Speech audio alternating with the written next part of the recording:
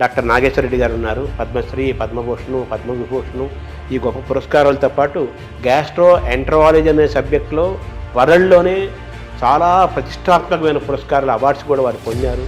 ఇటుపక్క ప్రభుత్వం నుంచి ఇచ్చే సివిలియన్ అవార్డ్స్తో పాటు ఆ రంగం గుర్తించిన అవార్డ్స్ కూడా చాలా అత్యంత విలువైనగా భావిస్తారు డాక్టర్స్. అవన్నీ పొందారు. వారిని అడిగి గ్యాస్ట్రో ఎంటరాలజీకి రిలేటెడ్గా చూసుకుంటూ మన కడుపు, జీర్ణాశయం, ఆరోగ్యం, ఆహారం, ఆనందం, సుఖం, లాంగివిటీ ఆఫ్ లైఫ్ స్ట్రాంగ్గా ఉండాలంటే ఏం చేయాలి, ఏం చేయకూడదు, ఇవన్నీ కూడా డాక్టర్ గారి ద్వారా మనం తెలుసుకునే ప్రయత్నం చేద్దాం. ₹1,00,00,000 జీతాన్ని కూడా ఇవ్వడానికి 10 ఏళ్ల క్రితం మీకు అవకాశం వచ్చినా కానీ అవన్నీ వదులుకొని, ఎందుకంటే మనం ఎందుకు గట్ హెల్త్ విషయంలో వెనకబడ్డాము. చాలా వరకు ఈ బ్యాక్టీరియా కంట్రోల్లో జరుగుతుంది. ఐశ్వర్య రాయ్ అని యాక్ట్రెస్ ఆమె she's example of perfect health. అంత డిఫరెన్స్ ఉందా బ్యాక్టీరియా? థర్డ్ థింగ్ అంటే as far as possible normal delivery encourage చేయాలి, సిజేరియన్ డెలివరీ చేయాలి. ఫుడ్ ఈజ్ మెడిసిన్ కూడా అంటున్నారు. దానికి మేము చాలా రీసెర్చ్ చేశాను, మెడిటరేనియన్ ఫుడ్ అని. అన్నం తింటే తొందరగా అరుగుతుంది, ఈజీ డైజెస్టివ్ అనే మనకి ఈజీ డైజెషన్ మనకు మంచిది కాదు. మన భారతదేశాన్ని బ్లూ జోన్గా మార్చలేమా? బ్లూ జోన్ అంటే ఒకరిద్దరు పాటించింది కాదు. అంటే బ్లూ జోన్గా మారడం అంటే ఏం చేయాలి సార్? అందరూ అక్కడ 100 years బతుకుతారు. ఫుడ్ అండ్ యాక్టివిటీసే మెయిన్. ఎక్సర్సైజ్లో 2 types ఉన్నాయి. కొంతమందికి మార్నింగ్ ఎక్సర్సైజ్ చేస్తే మంచిది, కొంతమందికి రాత్రి చేస్తే మంచిది. అంటే స్లీప్ చేతిలో మనం ఉన్నామా? స్లీప్ మన చేతిలో తెచ్చుకోవచ్చు. స్లీప్ మన చేతి తెచ్చుకోవచ్చు. ఆ sun rise sunset timing maintain చేస్తాం. బాడీ మంది కదా, ఓన్ యువర్ ఓన్ బాడీ అంటాం మనం. ఒక్కొక్క దానికి ఒక్కొక్క ఏజ్ ఉంటుంది. Human beings actually 120 years normal. బ్యాంకులు లాగా స్టూల్ బ్యాంకులు వస్తాయని మంచి హెల్తీ పీపుల్ని స్టూల్ తీసుకుంటే. ఈ ఐబిఎస్ గురించి కూడా చాలా చర్చ జరుగుతుంది. IBS 30% of normal population IBS ఉంది. ఐబిఎస్ అంటే ఏమి? డైరియా రావచ్చు, కాన్స్టిపేషన్ రావచ్చు, పెయిన్ రావచ్చు, ఈ కాంబినేషన్లో రావచ్చు. ప్లాస్టిక్ దాని రోల్ కూడా ఉంది కదా సార్ అందులో. ఆ ఫ్యాటీ లివర్ పెరుగుతుంది కదా ఇప్పుడు. ఫ్యాటీ లివర్ ఉన్న వాళ్ళు ఫ్యాటీ లివర్తో చనిపోరు అంత తొందరగానే వచ్చేస్తే. I'm aiming in 5 years time. మన జీన్స్ వల్లనే మనకి ఫ్యాటీ లివర్ పెరుగుతుంది, పొట్టలు వస్తుంది, పొట్ట పెరుగుతుంది అంటున్నారు కదా. ఈ ఎపిజెనెటిక్స్ టెక్నిక్స్లో ఈ జీన్స్ని బ్లాక్ చేశారు. ఈ ఒబెసిటీని తగ్గించడానికి, డయాబెటీస్ని కంట్రోల్ చేయడానికి ఇంజెక్షన్స్ వచ్చాయి అంటున్నారు. మెడికల్ షాప్స్లో అమ్ముతున్నారు, తీసుకొని. తప్పు చేయకూడదు అది. ఎందుకు అంటే మేజర్ గోల్ ఏంటి సార్ అంటే హెల్త్ ఫర్ పీపుల్. భారతదేశానికి నోబెల్ రాదా? మనం పని చేస్తూ ఉంటే ఏజీని ఎలా చూడాలనుకుంటున్నారు భవిష్యత్తులో? మీరు డాక్టర్స్కి, పబ్లిక్కి, ప్రభుత్వాలకి ఇచ్చే ఒక సింగిల్ మెసేజ్ ఏంటి సార్?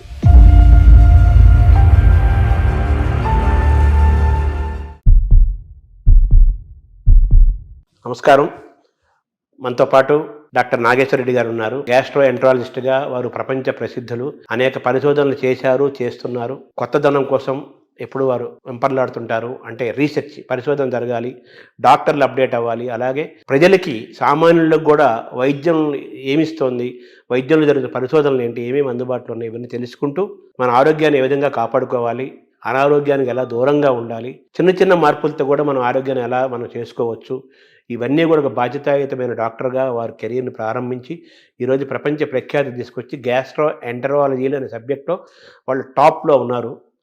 నాగేశ్వర రెడ్డి గారు పద్మశ్రీ, పద్మభూషణ్, పద్మవిభూషణ్ ఈ గొప్ప పురస్కారాలతో పాటు గ్యాస్ట్రో ఎంటరాలజీ అనే సబ్జెక్టులో వరల్డ్లోనే చాలా ప్రతిష్టాత్మకమైన పురస్కారాలు, అవార్డ్స్ కూడా వారు పొందారు.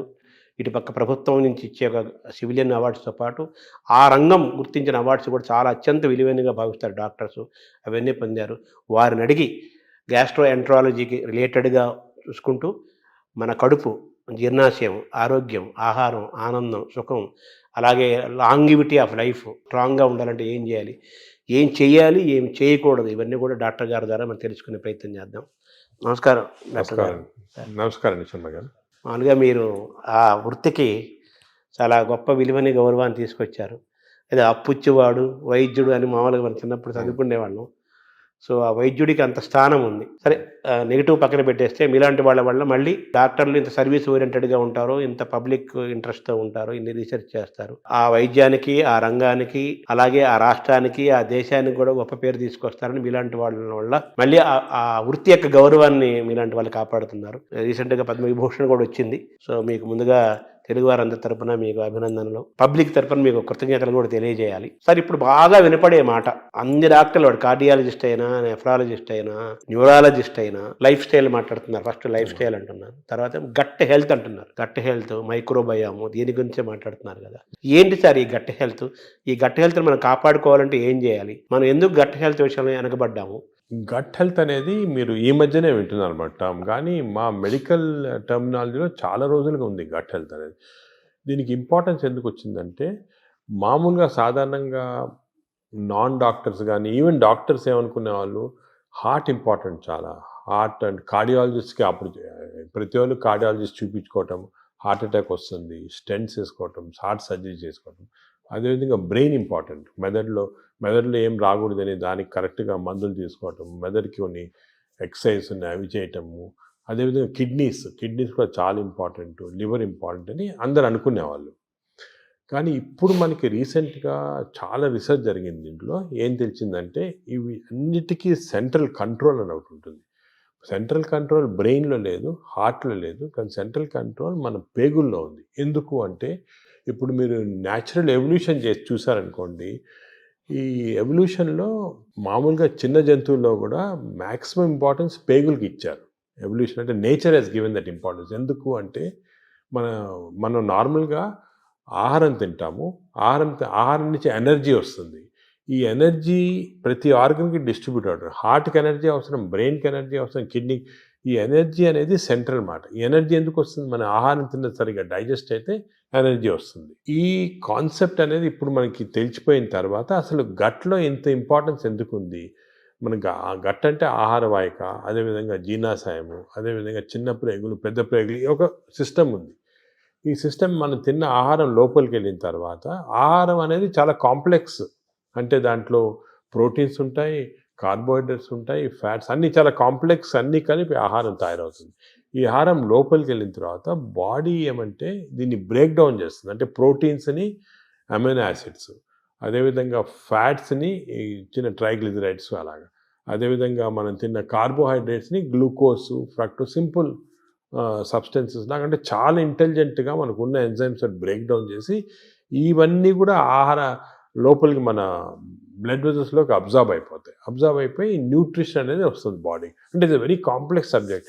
దీని గురించి చాలా వరకు రీసెంట్గానే బాగా క్లియర్గా అర్థమైపోయింది మనకి. ఎందుకంటే సరే ఆహారం తింటాము, ఎనర్జీ వస్తుంది అంటారు కదా, ఇదే కాకుండా ఈ మన హోల్ ఇంటెస్టైనల్ సిస్టమ్స్లో చిన్న న్యూరాన్స్, అంటే మన బ్రెయిన్లో ఉంటాయి న్యూరాన్స్ అంటాం కండి, మన ఇంటెస్టైన్స్లో 100 మిలియన్ న్యూరాన్స్. అంటే మనం అనుకునేది ఇంటెస్టైన్స్ మామూలుగా ఏదో పేగులు డైజెషన్ ఉన్నా, కానీ దాని ఇంటెలిజెన్స్ మాట. అంటే 100 మిలియన్ న్యూరాన్స్ ఉన్నాయంటే ఎంత ఇంటెలిజెన్స్ ఉంటుందండి. ప్రతి న్యూరాను అంటే మన పేగులు కూడా ఆలోచిస్తుంటాయి, ఇది మంచి ఆహారమా చెడ్డ ఆహారం, ఈ ఆలోచనని దాంట్లో ఉన్నాయి. అదే కాకుండా ఇంకొక ఇంట్రెస్టింగ్, మన పేగుల్లో హార్మోన్స్ ప్రొడ్యూస్ చేస్తాయి, neuro endocrine tumours. Neuro endocrine cells మనకి బాడీలో అంతా హార్మోన్స్, అంటే థైరాయిడ్ ఉంది, అదేవిధంగా ప్యాన్క్రియాస్లో ఇన్సులిన్ వస్తుంది, పారాథైరాయిడ్ ఉంది, ఇవన్నీ కూడా హార్మోన్స్ డిఫరెంట్ బాడీ సిస్టమ్స్లో ఉన్నాయి. కానీ మన ప్రేగుల్లో అన్ని బాడీలో ఉన్న హార్మోన్స్లో ఉన్న సెల్స్ కన్నా కూడా ఎక్కువ సెల్స్ ఇంటెస్టైన్స్లో ఉన్నాయి. అంటే ప్రేగుల్లో నరాలు ఉన్నాయి, అదేవిధంగా హార్మోన్స్ ఉన్నాయి. ఇవన్నీ కోఆర్డినేటెడ్ మెకానిజంగా పనిచేస్తాయి. ఇప్పుడు మనకి నాలెడ్జ్ వచ్చింది. అంటే మనం ఆహారం, ఫర్ ఎగ్జాంపుల్ గ్లూకోజ్ తిన్నాం అనుకోండి, ఎక్కువ గ్లూకోజ్ తింటే, అంటే ఎక్కువ షుగర్ తింటే షుగర్ ఎక్కువ అవుతుంది బాడీలో అని మనకు తెలుసు. కానీ ఇప్పుడు ఎలా తెలిసిందంటే అంత సింపుల్ కాదు. మనం తిన్న ఆహారం అంటే గ్లూకోజ్ కానీ ఏదన్నా కానీ షుగర్ కానీ బాడీలోకి వెళ్ళిన తర్వాత బాడీలో చిన్న ప్రేగులో సెన్సర్స్ ఉంటాయి. ఇది గ్లూకోజ్ని లోపల తీసుకుంటామా వద్దా, తీసుకుంటే బాడీకి ఏ పార్ట్కి పంపిస్తాము, అంటే నరాలు, హార్మోన్స్ అన్నీ కోఆర్డినేట్, చాలా ఎలక్ట్రికల్ సిస్టమ్లా కోఆర్డినేషన్ జరిగి ఇంటెలిజెన్స్ సిస్టమ్ అంటాం దాన్ని. ఆ ఇంటెలిజెన్స్ సిస్టమ్ తోటి ఆ బాడీలో ఎంత అబ్జర్వ్ కావాలా, ఎక్కడెక్కడికి వెళ్ళాలి, అవన్నీ కూడా డిసైడ్ చేస్తుంది బాడీ. దిస్ ఈజ్ మన ఆర్టిఫిషియల్ ఇంటెలిజెన్స్ కన్నా ఈ ఇంటెలిజెన్స్ ఎక్కువ బాడీలో. ఇన్ని రోజులు తెలియలేదు, ఇప్పుడు తెలుస్తుంది మనకి. సో హార్మోన్స్, నరాలు. అదేవిధంగా థర్డ్ కాంపోనెంట్ ఇప్పుడు వచ్చింది. థర్డ్ కాంపోనెంట్ ఏమంటే, మనం ఏమనుకున్నాము అంటే మనం తిన్న ఆహారం ప్రకారము మన బాడీ సిస్టమ్ ప్రకారం జరుగుతున్నాయి, కానీ అవన్నీ కరెక్ట్ కాదు. ఇప్పుడు మనకేం తెలిసిందంటే మన ప్రేగుల్లో, అంటే ఎస్పెషల్లీ చిన్న ప్రేగుల్లో, పెద్ద ప్రేగుల్లో బ్యాక్టీరియా, వైరస్, ఫంగై 3 ఉంటాయి అన్నమాట. బ్యాక్టీరియా దీని ఇవేమంటే దిస్ ఆర్ కాల్డ్ మైక్రోబయామ్. ఈ మైక్రోబయామ్ అనేది మనకున్న సెల్స్ కన్నా, బాడీలో సెల్స్ కన్నా ఈ మైక్రోబయామ్ సెల్స్ ఎక్కువ. అంటే బ్యాక్టీరియా ఎక్కువ, వైరస్ ఎక్కువ, ఫంగై ఎక్కువ. ఇవి జీన్స్, దీంట్లో జీన్స్ మనం లెక్క పెట్టగలిగితే ఈ జీన్స్ దీంట్లో 2 మిలియన్ జీన్స్ ఉన్నాయి. మన బాడీలో 20,000 జీన్స్ ఉన్నాయి. అంటే మనకి we are completely controlled by this microbiome bacteria. ఎందుకంటే అన్ని జీన్స్ ఉన్నాయి దాంట్లో. అంటే మన డిఎన్ఏ దానికి రిలేటెడ్ ఉంటుంది. డిఎన్ఏ, మన డిఎన్ఏ బ్యాక్టీరియా డిఎన్ఏ కాన్స్టెంట్గా they are touching each other, talking to each other. మన ఆహారం ఎంత తీసుకున్నా డైజెషన్ జరుగుతుంది కదా, ఎంత అబ్జర్వ్ కావాలి, ఎంత వెళ్ళాలని ఈ క్రాస్ టాక్ వల్ల జరుగుతూ ఉంది. మనం తిన్నదానిపైన డిసైడ్ కాదు, ఈ మైక్రోబయామ్ పైన కూడా డిసైడ్ అవుతుంది. సపోజ్ మంచి మైక్రోబయామ్ ఉందనుకోండి, మనని ప్రొటెక్ట్ చేస్తుంది. అరే ఈ బాడీని ప్రొటెక్ట్ చేయాలి, మనం ఈ బాడీలో ఉన్నాము, దీన్ని ప్రొటెక్ట్ చేయాలా అండ్ మంచి సబ్స్టెన్సెస్ అబ్జర్వ్ చేసి చెడ్డ సబ్స్టెన్సెస్ బయటికి పంపించేస్తుంది, మన మోషన్ ద్వారా వచ్చేస్తుంది. అదే చెడ్డ మైక్రోబయామ్ ఉన్నాయనుకోండి, అంటే ఇది ఎలాగంటే ఎగ్జాంపుల్, ఒక దేశంలో ప్రజలు ఉంటారు, మంచి ప్రజలు ఉంటారు, చెడ్డ ప్రజలు ఉంటారు. మంచి ప్రజలు ఈ దేశానికి ఏమైనా చేయాలా, అవి చేయాలా అని ఆలోచిస్తూ ఉంటారు. అదే చెడ్డ ప్రజలు టెర్రరిస్ట్ ఉన్నారు, ఎలా దీన్ని డిస్ట్రాయ్ చేస్తాము అని. మన బ్యాక్టీరియా కూడా బాడీలో అలాగే మంచి ప్రజలు చెడ్డ ప్రజలు ఉన్నట్టు మంచి బ్యాక్టీరియా చెడ్డ bacteria, good bacteria bad bacteria. ఈ బ్యాడ్ బ్యాక్టీరియా ఎప్పుడు ఇలా బాడీని ఎలా డిస్ట్రాయ్ చేస్తాము, ఈ బాడీలో షుగర్ ఎలా ప్రొడ్యూస్ చేస్తాము, ఈ బాడీకి హార్ట్ ఎలాగ చెడిపేస్తాము, ఈ బాడీకి బ్రెయిన్ ఎలా చెడిపేస్తాము కాన్స్టెంట్గా ఉంటాయి. So there is a constant big battle మన ప్రేగుల్లో. బ్యాడ్ బ్యాక్టీరియా గుడ్ బ్యాక్టీరియాకి ఇప్పుడు వార్ జరుగుతూ ఉంది లోపల. పెద్ద సైన్యం ఉంది, అంటే మిలియన్స్ మన అంత పెద్ద సైన్యం ఉంది. మనకి గుడ్ బ్యాక్టీరియా గెలిస్తే మనకి మంచిది బాడీకి. సో ఈ heart attacks, brain strokes, kidney damage ఇవన్నీ కూడా కొంతవరకు మనం అనుకున్నట్టు ఫిజియాలజీ ప్రకారం జరుగుతుంది, కానీ చాలా వరకు ఈ బ్యాక్టీరియా కంట్రోల్లో జరుగుతుంది. మనకు తెలిసిపోయింది ఇప్పుడు. దానికే మనం చూస్తుంటే కొంతమంది అది ఏదంటే తింటారు, నాకేం జబ్బులు రావు అంటారు. ఫర్ ఎగ్జాంపుల్, ఫేమస్ ఎగ్జాంపుల్ మనకి ఒక యాక్ట్రెస్ ఉండేది, ఐశ్వర్య రాయ్ అని యాక్ట్రెస్ ఉండేది. ఆమె she's example of perfect health. అందరు అడిగేవాళ్ళు మీరు ఏం చేస్తారు, ఎక్సర్సైజ్ ఏం తింటారు, ఆమె ఏం లేదండి, ఏం చేయటం లేదు, మన న్యాచురల్ బాడీ. అప్పుడు ఊరికనే అందరు ఎలాగ natural, this is a natural. అంటే మన మంచి బ్యాక్టీరియా ఉంటే బాడీ గ్లో వస్తుంది, స్కిన్ గ్లో వస్తుంది, అదేవిధంగా షుగర్ కంట్రోల్లో ఉంటుంది. సో ఇది ఫండమెంటల్గా ఇది తెలిసిపోయింది ఇప్పుడు మనకి. సో మోస్ట్ ఇంపార్టెంట్ ఇప్పుడు ప్రజలు అడిగేది ఏమంటే ఎలాగ how to have good bacteria, how to avoid bad bacteria, ఇది అనేది ఫండమెంటల్ క్వశ్చన్ వచ్చింది మనకి. దీని గురించి చాలా రీసెర్చ్ జరుగుతుంది. ఇంకో ఫండమెంటల్ క్వశ్చన్ మా వాళ్ళు చాలామంది నన్ను అడుగుతుంటారు, అది ఇన్ని సంవత్సరాలుగా మనం చూస్తున్నాం కదా, ఇది ఎందుకు తెలియదు, ఈ నాలెడ్జ్ ఎందుకు లేదు, ఈ బ్యాక్టీరియా గురించి ఇప్పుడే 2-3 సంవత్సరాలుగా మాట్లాడుతున్నారు అందరూ, మీరు కూడా 2-3 సంవత్సరాలుగా ఎందుకు తెలియలేదంటే ఈ బ్యాక్టీరియా అనేది లోపల ఉంటాయి కదా, దీన్ని తీసి కల్చర్ చేసి స్టడీ చేసే టెక్నిక్స్ మన దగ్గర లేవు ఇన్ని రోజులు. గత 3-4 సంవత్సరాలుగా మెటాజీనోమిక్స్ అని కొత్త టెక్నాలజీ వచ్చింది. అంటే ఈ బ్యాక్టీరియా తీసి మనం జీనోమిక్ స్టడీస్ చేసి ఏ బ్యాక్టీరియా ఎన్ని ఉన్నాయి అవన్నీ కూడా జస్ట్ 2-3 ఇయర్స్గానే నాలెడ్జ్ వచ్చింది. దానివల్ల మనకు అంతా ఇప్పుడు తెలిసింది. That's why are so excited about this knowledge. ఎందుకంటే ఈ కొత్త నాలెడ్జ్ ఇప్పుడు వచ్చింది కదా, ఇవన్నీ క్లారిఫై అయిపోతున్నాయి పాయింట్స్. మెటాజీనోమిక్స్ మేము మా హాస్పిటల్లో పెద్ద ల్యాబ్స్ పెట్టాము, మెటబాలోమిక్స్, దాని తర్వాత మెటాజీనోమిక్స్, మైక్రోబయామ్ ల్యాబ్ అని స్టార్ట్ చేసి ఇవన్నీ స్టడీ చేస్తున్నాం. అంటే ఈ మైక్రోబయామ్స్ ఉన్నాయి కదా, అవి కూడా దే ఆర్ ప్రొడ్యూసింగ్ సబ్స్టెన్సెస్, ఈ అని మెటబొలైట్స్ అంటారు. దాని స్టడీకి మెటబాలామిక్స్. మేము we are started a mass spectroscopy అని ఒక పెద్ద ఇన్స్ట్రుమెంట్, అది తీసుకొని స్టడీ చేస్తున్నాం ఏ బ్యాక్టీరియా ఏది ప్రొడ్యూస్ చేస్తుంది మన బాడీలో. For example, there is a chemical called TMAO. ఈ TMAO ప్రొడ్యూస్ చేసే బ్యాక్టీరియా ఎక్కువైతే ఆ ఎక్కువ సబ్స్టెన్స్ వెళ్ళి హార్ట్ అటాక్స్ ఇస్తుంది. So heart attack is not because of any clogging and all, is because of TMAO. So ఈ బ్యాక్టీరియా ఎలిమినేట్ చేస్తే మనకి ఛాన్స్ తగ్గిపోతుంది హార్ట్ అటాక్. అదేవిధంగా బ్రెయిన్లో 2 సబ్స్టెన్సెస్ చాలా ఇంపార్టెంట్, డోపమిన్ అండ్ సెరటోనిన్. ఈ 2 కెమికల్స్ ఆర్ వెరీ ఇంపార్టెంట్. వాటి యొక్క చర్యలు ఏంటి సార్? ఇవి ఏం చేస్తాయి, డోపమిన్ ఈ బ్లడ్లో నుంచి బ్రెయిన్కి వెళ్ళిపోయి బ్రెయిన్ని స్టిమ్యులేట్ చేసి మనం మంచి థింకింగ్, స్మార్ట్ థింకింగ్, డల్నెస్ తగ్గించేస్తాయి, డిప్రెషన్ తగ్గించేస్తాయి. ఇవన్నీ కెమికల్స్ చేస్తామండి బ్రెయిన్లో. ఇంతకుముందు మనము కొంతమంది ఆర్టిఫిషియల్గా తీసుకునే వాళ్ళు, కానీ అది మంచిది కాదు. ఇంతకుముందు ఏమనుకున్నామంటే ఫుడ్, ఫర్ ఎగ్జాంపుల్ ఆల్మండ్స్ తింటే మంచిది, దాంట్లో సెరటోనిన్ ఇంక్రీజ్ అవుతాయని అనుకునేవాళ్ళు. కానీ ఫుడ్ డైరెక్ట్గా దానివల్ల కాదు.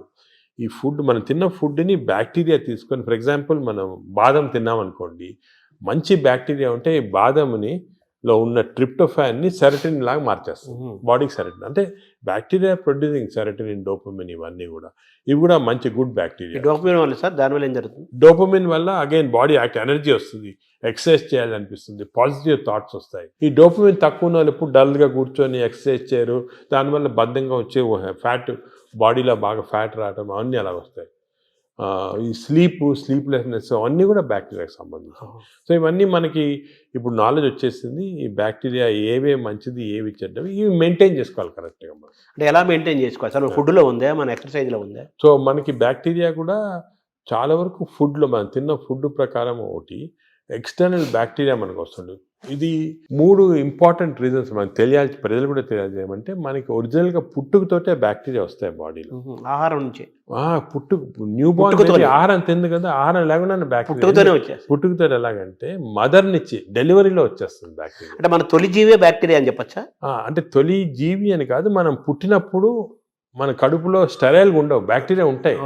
ఎందుకు అంటే ఈ ఒకటి మన మదర్ ప్లసెంటా ఉంటుంది కదా లోపల, బర్త్ అవుట్ ప్లసెంటాలో కొంతవరకు బ్యాక్టీరియా వెళ్ళిపోతాయి. అంటే ఆమ్నియాటిక్ ఫ్లూయిడ్ అని ఉంటుంది దాంట్లో బ్యాక్టీరియా. అదేవిధంగా బర్త్ కెనాల్ నుంచి పాస్ అయినప్పుడు బేబీ బ్యాక్టీరియా కొన్ని మింగేస్తాయి మదర్ బేబీ. దానికే మేము చాలా రీసెర్చ్ జరిగింది దీని గురించి. ఏం కనుక్కున్నామంటే, మనకి suppose baby is born natural birth, antibiotics వాడలేదు 6 months, మదర్స్ మిల్క్ ఇచ్చామనుకోండి, మదర్స్ మిల్క్ 6 months వాడితే మంచి బ్యాక్టీరియా ఉంటాయి పుట్టుకతోటి. 6 months తర్వాత మంచి బ్యాక్టీరియా. అదే కాకుండా ఈ సిజేరియన్ డెలివరీ చేసి బ్రెస్ట్ మిల్క్ ఇవ్వకపోతే యాంటీబయాటిక్స్ ఫస్ట్ 6 monthsలో వాడితే చిల్డ్రన్లో బ్యాక్టీరియా మార్పులు వచ్చేస్తాయి, చెడ్డ బ్యాక్టీరియా ఉంటాయి. సో పుట్టుకతోటి we are starting with advantage and disadvantage. Advantage and disadvantage పాపం మా బేబీ డిసైడ్ చేయదు, మదరు, పేరెంట్స్, డాక్టర్ వాళ్ళు డిసైడ్ చేస్తారు. అంటే ప్రెగ్నెన్సీ దశలోనే, ప్రీ ప్రెగ్నెన్సీ దశ నుంచే అవేర్నెస్ ఉండాలంటారా? అంటే అంటే మనకి యాంటీబయాటిక్స్ మదర్ కూడా వాడకూడదు, ఎంత తక్కువ వాడితే అంత మంచిది. బేబీకి 6 months దాకా అసలు యాంటీబయాటిక్ వాడకపోతే మంచిది. ఇంకోటి ఫీడింగ్ కూడా మనం ఎంకరేజ్ చేయాలి. ఊర్లలో చేసేవాళ్ళు ఇంతకుముందు, ఇప్పుడు ఏదో సిటీస్లో అంతా ఫ్యాషన్ అయిపోయింది ఈ డబ్బా పాలియటం అని, అవన్నీ పోవాలి. 6 months దాకా కంపల్సరీ బేబీకి మదర్ మిల్క్ ఇవ్వాలి. మదర్ మిల్క్లో కొన్ని సబ్స్టెన్సెస్ ఉన్నాయి, స్పెషల్ సబ్స్టెన్స్, అంటే నేచర్ ఇచ్చింది. ఈ సబ్స్టెన్సెస్ వల్ల మంచి బ్యాక్టీరియా గ్రోత్ వచ్చేస్తుంది బాడీలో. బ్రెస్ట్ మిల్క్ ఇది best breast milk is best milk, and breast milk is best for bacteria, correct bacteria. అది ఇప్పుడు తెలిసిపోయింది క్లియర్గా. సో 6 months ఉండాలి. అదేవిధంగా చిల్డ్రన్కి ఎంత మరీ అవసరమైతే తప్ప యాంటీబయాటిక్స్ ఇవ్వకూడదు. యాంటీబయాటిక్స్ మనం ఇచ్చేసామనుకోండి బ్యాక్టీరియా చేంజ్ అయ్యాం. ఇప్పుడు యాంటీబయాటిక్స్ అంతకుముందు డాక్టర్ ప్రిస్క్రిప్షన్ అవి ఉండేవి, ఇప్పుడు అవి లేవు, అందరూ మెడికల్ షాప్కి వెళ్ళి తీసుకోవడం అది కరెక్ట్ కాదు. దానికి యాంటీబయాటిక్స్ ఇవ్వకూడదు. థర్డ్ థింగ్ ఏమంటే, as far as possible normal delivery encourage చేయాలి, సిజేరియన్ డెలివరీ చేయకూడదు. అవునా సార్? అంటే అంత డిఫరెన్స్ ఉందా? బ్యాక్టీరియా డిఫరెన్స్ ఉందా? సిజేరియన్ ఇప్పుడు అసలు హాంకాంగ్లో ఒక మంచి ఇచ్చేసారు. ఇప్పుడు ఏం చేస్తారంటే, అక్కడ సిజేరియన్ డెలివరీస్ ఎక్కువ అవుతున్నాయని మదర్కి ఆ సిజేరియన్ డెలివరీ టైంలో స్టూల్ ఉంటుంది, అది తీసి పక్కకు ఫ్రిడ్జ్లో పెట్టి, బేబీ డెలివరీ సిజేరియన్ అయినా కూడా బేబీ డెలివరీ అయిన తర్వాత ఆ స్టూల్ ఫీడ్ చేస్తున్నారు బేబీకి. అవును. సో అట్లీస్ట్ కొంతవరకు నార్మల్ బ్యాక్టీరియా రావడానికి అంత ఇంపార్టెన్స్ ఉంది. సో ఇప్పుడున్న వాతావరణంలో మీరు చెప్పినట్టుగా, అంటే మనిషి పుట్టినప్పుడు నుంచే, పుట్టబోయే ముందు దశ నుంచే వెళ్ళిపోయేంత వరకు బ్యాక్టీరియా మేనేజ్మెంట్. అప్పుడే ఎందుకు చెప్తున్నాను ఇంపార్టెంట్, అందరూ ఏమంటారు తర్వాత చూసుకుంటాం మనం, పెద్ద అది కాదు, పుట్టినప్పటి నుంచి స్టార్ట్ అవుతుంది బ్యాక్టీరియా మేనేజ్. పుట్టినప్పుడే ఈ 3 precautions follow: normal delivery, breast feeding, అదేవిధంగా నో యాంటీబయాటిక్స్ చిల్డ్రన్లో 6 months దాకా. చాలా స్ట్రిక్ట్గా ఫాలో అయ్యామనుకోండి, వీ స్టార్ట్ విత్ అడ్వాంటేజ్. ఇప్పుడు మనం ఆల్రెడీ దాటేసాం, ఇప్పుడు న్యూ బేబీస్ ఓకే. ఇప్పుడు దాటిన తర్వాత కొన్ని మార్పులు, అప్పుడు నెక్స్ట్ ఏమంటే, నెక్స్ట్ ఎలాగా డెవలప్ చేయాలని, ఫస్ట్ ఫుడ్ చిల్డ్రన్ నుంచి స్టార్ట్ అవుతుంది. చిల్డ్రన్ నుంచి కొన్ని టైప్ ఆఫ్, ఇప్పుడు ఫైబర్ ఎక్కువ ఉన్న ఫుడ్, దాని తర్వాత ఎక్కువ న్యాచురల్ ఫుడ్స్, అంటే మన ఆర్గానిక్ ఫుడ్, అటువంటి న్యాచురల్ ఫుడ్స్, ఎక్కువ వెజిటబుల్స్, ఇటువంటివన్నీ మంచివి.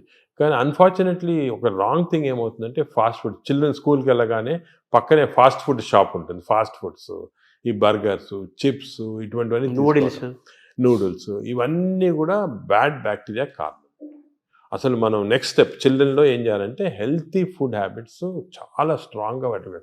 ఇంకోటి వర్స్ట్ ఏమంటే, ఈ సోడా డ్రింక్స్, ఫ్రక్టోస్ ఉంటుందండి, ఈ కార్న్ సిరప్ ఉంటుంది, ఈ సోడాస్లో చాలా రాంగ్ బ్యాక్టీరియా వచ్చేస్తాయి. Cool drinks sir? Cool drinks అస్సలు తీసుకోకూడదు. Cool drinks even fruit juice కూడా ఐ డోంట్ అడ్వైస్. ఫ్రూట్స్ మంచిది, ఎందుకంటే ఫైబర్ ఉంటుంది. ఫ్రూట్ జ్యూస్లో ఏముంటుంది, ఒట్టి ఫ్రక్టోస్ ఉంటుంది. ఫ్రక్టోస్ అనే సబ్స్టెన్స్ గ్లూకోజ్ కన్నా కూడా డేంజరస్. అసలు దానికి కూల్ డ్రింక్స్, ఫ్రూట్ జ్యూసెస్ తాగకూడదు. అందరు మిస్టేక్ అంటే కూల్ డ్రింక్స్ తాగడం లేదు, ఫ్రూట్ జ్యూస్ తాగుతున్నాడు. ఫ్రూట్ జ్యూస్ తాగకపోతే ఫ్రూట్ తినొచ్చు కదా. అవును, ఫ్రూట్లో ఫైబర్ ఉంటుంది, న్యాచురల్ అది. మీకు ఫ్రూట్ జ్యూస్లో ఫ్రక్టోస్ వచ్చి బాడీకి మంచిది కాదు ఫ్రక్టోస్. సో అది we should avoid completely. So children, next step baby నుంచి చిల్డ్రన్లో ఏమంటే we should advise them healthy foods. ఈ మిడ్ డే మీల్స్ కూడా స్కూల్లో పెడతారు, అవి కూడా ఒకటేమంటే ఈ ఫాస్ట్ ఫుడ్స్ అవాయిడ్ చేయాలి. Second, hygiene important. ఇప్పుడు ఏమంటే ఈ మిడ్ డే మీల్స్ కుకింగ్లో మనం చూస్తుంటాం, చాలా బ్యాడ్ హైజీన్ వల్ల బ్యాడ్ బ్యాక్టీరియా వస్తుంది. అది కూడా కొంచెం కంట్రోల్ చేయాలి. ఫైబర్ అది కంట్రోల్ చేయాలి, చాలా important. So these are all very important children level. ఇంకోటి, చిల్డ్రన్లో ఫిజికల్ యాక్టివిటీ బాగుంటే మంచి బ్యాక్టీరియా వస్తున్నాయని అది కూడా తెలిసిపోయింది. యాక్టివిటీ సెల్ ఫోన్కి అటాచ్ అయిపోతున్నారు అంతే. అది తప్పది. సో చిల్డ్రన్లో ఫిజికల్ యాక్టివిటీ వల్ల కూడా బ్యాక్టీరియా చేంజ్ అవుతున్నాయి. So we have to encourage sports, physical activity. So మంచి nutrition, hygienic nutrition, organic food, అదేవిధంగా physical activity. Avoid juices, fruit juices కానీ, సోడాస్ కానీ, avoid unhygienic food, avoid fast foods. Simple. అంటే చిన్నపిల్లలు, teenagers, adolescence, తర్వాత అలా age పెరుగుతూ next age ఇప్పుడు ఏమంటే ఇంకోటి బ్యాక్టీరియా మేము ఏం చూసామంటే, చిన్నప్పుడు మార్పులు చేయటం సులభం, పెద్ద అయిన తర్వాత కష్టం, అంత ఈజీ కాదు, చాలా ఎఫర్ట్ పెట్టాలి పెద్ద అయిన తర్వాత చేంజ్ చేయడానికి. మీరు ఫుడ్ అనేది చాలా ఇంపార్టెంట్, ఫుడ్ ఈజ్ మెడిసిన్ కూడా అంటున్నారు. ఆ ఫుడ్ దానికే మేము చాలా రీసెర్చ్ చేశాను, మెడిటరేనియన్ ఫుడ్ అనేది. ఫర్ ఎగ్జాంపుల్ కొన్ని టైప్స్ ఆఫ్ ఫుడ్, ఈ కోకోనట్ వాటర్ అనుకోండి, 2 గ్లాసులు కోకోనట్ వాటర్ తాగితే మంచి బ్యాక్టీరియా ఉంటుంది. అదేవిధంగా బ్లాక్ కాఫీ, అసలు మిల్క్ అనేది రాంగ్ కాన్సెప్ట్. పెరుగు మంచిది కానీ పాలు మంచిది. ప్రోబయోటిక్ అంటారు కదా, పెరుగులో ప్రోబయోటిక్స్ ఉంటాయి. ప్రోబయోటిక్స్ జనరల్, పాలు మంచిది కాదు. ఎందుకంటే మనం వేరే స్పీసీస్ పాలు తాగుతున్నాం. మదర్ మిల్క్ మంచిది బేబీకి. అవును, 6 months అయిన తర్వాత వేరే స్పీసీస్ పాలు మంచిది కాదు.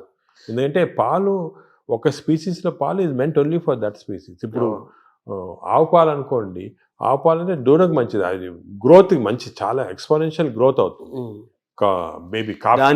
కాఫీ మంచిది కానీ వేరే మనం తాగటం మంచిది. అంటే మన వాళ్ళు ఆయుర్వేదం కూడా మనం సెకండ్ మాట్లాడుకుంటే వాళ్ళు ఏమంటారంటే ఆవు నెయ్యి, ఆవు పాలు, ఆవు ద్వారా వచ్చేదంతా కూడా మనకు మంచిది, బ్రెయిన్. ఆవు పాలు కాదు, ఆవు గీ పర్వాలేదు కానీ ఆవు పాలు మనకి కర్డ్స్ ఫామ్లో, అటువంటి ఫామ్లో మంచిగా. యాక్చువల్ మిల్క్ తీసుకుంటే దట్ ఆవు పాలు మెంట్ ఓన్లీ ఫర్ కాఫ్, అంటే వాళ్ళ పిల్లలకి అంతే. మనం వేరే స్పీసీస్ పాలు దాటం కరెక్ట్ కాదు, అది నేచర్ అగైన్స్ట్.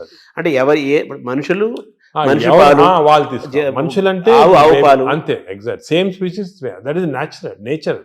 మన నేచర్ కి వ్యతిరేకంగా వెళ్తుంది. ఆవు నెయ్యి మంచిది అంటారు కదా, బ్రెయిన్ మంచిదని కాదు, అంటే కొంతవరకు ఇంతకుముందు నెయ్యి తీసుకోవడం మంచిది కాదు అంటే, ఇప్పుడు కొంతవరకు లిమిటెడ్ క్వాంటిటీస్ లో పర్వాలేదు నేను వచ్చింది, అంతేగాని మంచిదని కాదు, ఎక్కువ తీసుకోవడం మంచిది అలా కాదు. ఇందులో ఈ జర్నీలో అవాయిడ్ వైట్స్ అనేది ఒక పెద్ద ప్రచారం జరుగుతుంది కదా సార్, అది అవాయిడ్ ఏదంటారు? అవాయిడ్ వైట్స్ అంటే అన్నము, వైట్ అనే జనరల్ టర్మినాలజీ, కానీ జనరల్ గా దోస్ అంటే ఇప్పుడు మనం ఫుడ్ లో కార్బోహైడ్రేట్స్, ప్రోటీన్, ఫ్యాట్ లో saturated fat, unsaturated fat example ఏమంటే ఆలివ్ ఆయిల్. వెస్టర్న్ కంట్రీస్ లో ఆలివ్ ఆయిల్ ఎక్కువ తింటాం, మనం ఆలివ్ ఆయిల్ తో కుక్ చేయలేము. ఆలివ్ ఆయిల్ కుక్ చేస్తే అది చెడిపోతుంది. దానికి రైస్ బ్రాన్ ఆయిల్ అని ఉంది. Rice bran oil is equal to olive oil, unsaturated fatty acid ఎక్కువ. Saturated fatty acids or hydrogenated fats ఏమంటే వనస్పతి, కొంతవరకు గీ, అవి మంచిది కాదు. కొంతవరకు మన కౌ గీ అంటే ఆవుది వచ్చిన గీ కొంతవరకు పర్వాలేదు, ఎక్కువ మంచిది కాదు. అది ఫ్యాట్స్ పార్ట్. సో ఎక్కువ అన్సాచురేటెడ్ ఫ్యాటీ యాసిడ్స్ అవి మంచిది. హైడ్రోజనేటెడ్ ఫ్యాటీ యాసిడ్స్ వనస్పతి లాంటిది అవి మంచిది కాదు. నా సెకండ్ ఏమంటే కమింగ్ టు కార్బోహైడ్రేట్స్లో సింపుల్ కార్బోహైడ్రేట్స్, కాంప్లెక్స్ కార్బోహైడ్రేట్స్ ఉంటాయి. సింపుల్ కార్బోహైడ్రేట్స్ అంటే ఏమి, రైసు ఇటువంటివి. ఏమంటే ఈ సింపుల్, దీంట్లో ఎక్కువ ఫైబర్ ఉండదు, మనం తింటే గ్లూకోజ్ ఇమ్మీడియట్గా బాడీలో అబ్జర్వ్ అయిపోయి మంచిది కాదు. లోపల బ్యాక్టీరియా కూడా అవి కూడా లేజీ అయిపోతాయి, ఎక్కువ పని లేదు దానికి. రైస్ ఇచ్చామనుకోండి, గ్లూకోజ్ తీసి బాడీకి పంపించేసి డ్రౌజినెస్. వేరే సేమ్ కాంప్లెక్స్ కార్బోహైడ్రేట్స్ మిల్లెట్స్ ఉంటాయి. ఎగ్జాంపుల్ మిల్లెట్స్ అనుకోండి, దాంట్లో చాలా ఫైబర్ ఉంటుంది, గ్లూకోజ్ ఆ ఫైబర్ మధ్యలో ఉంటుంది, దాన్ని ఎక్స్ట్రాక్ట్ చేయాలంటే అంత ఈజీ కాదు, బ్యాక్టీరియా కూడా కొంచెం పనిచేయాలి దానికి. అంటే ఒకప్పుడు మనం రాగులు, సజ్జలు, జొన్నలు, ఆరికలు, కొర్రలు, రాగులు కానీ మంచిది, ఈ సొరగము అవన్నీ కూడా అంటే మిల్లెట్స్ ఆర్ వెరీ గుడ్. ఇవి మనం రియలైజింగ్ నా ఎక్కువ మిల్లెట్స్ తింటే మంచిది అది. సో దీస్ కార్బోహైడ్రేట్స్లో మిల్లెట్స్ ఎక్కువ కాన్సెప్ట్ చేసేసి polished, especially polished rice avoid చేయాలి. అంటే మామూలుగా అన్నము కంపారిటివ్ గా అన్నం తింటే తొందరగా అరుగుతుంది, ఈజీ డైజెస్టివ్ అనే మనకి ఈజీ డైజెషన్ మనకు మంచిది కాదు. మనకి ఈజీ డైజెషన్ అంటే పేషెంట్స్కి బాగా వీక్ ఉన్న వాళ్ళకి అవసరం, కానీ మనకి normal human being complex digestion మంచిది. ఎందుకంటే కాంప్లెక్స్ డైజెషన్లో ఫైబర్, దీన్ని గ్లైసిమిక్ ఇండెక్స్ అంటారు, ఒక టర్మినాలజీ పబ్లిక్ కూడా తెలియాలి. గ్లైసిమిక్ ఇండెక్స్ అంటే ఏమంటే మన ఆహారం తిన్నామంటే మన బ్లడ్ షుగర్ లెవెల్ ఎంత ఇంక్రీజ్ అవుతుంది. So glycemic index of food ఎక్కువ ఉంది అంటే డైజెషన్ కావచ్చు, కానీ ఆ గ్లైసిమిక్ ఇండెక్స్ ఎక్కువ కావటం వల్ల గ్లూకోజ్ ఎక్కువే మంచిది కాదు బాడీకి. సో రైస్కి, షుగర్కి మ్యాక్సిమం గ్లైసిమిక్ ఇండెక్స్, ఎందుకంటే గ్లూకోజ్, షుగర్ తినడానికి ఇమీడియట్ గ్లూకోజ్ ఎక్కువ అవుతుంది, రైస్ తినడానికి కొంతవరకు అవుతుంది. కానీ కాంప్లెక్స్ కార్బోహైడ్రేట్స్ మిల్లెట్స్ అయితే గ్లైసిమిక్ ఇండెక్స్ తక్కువ.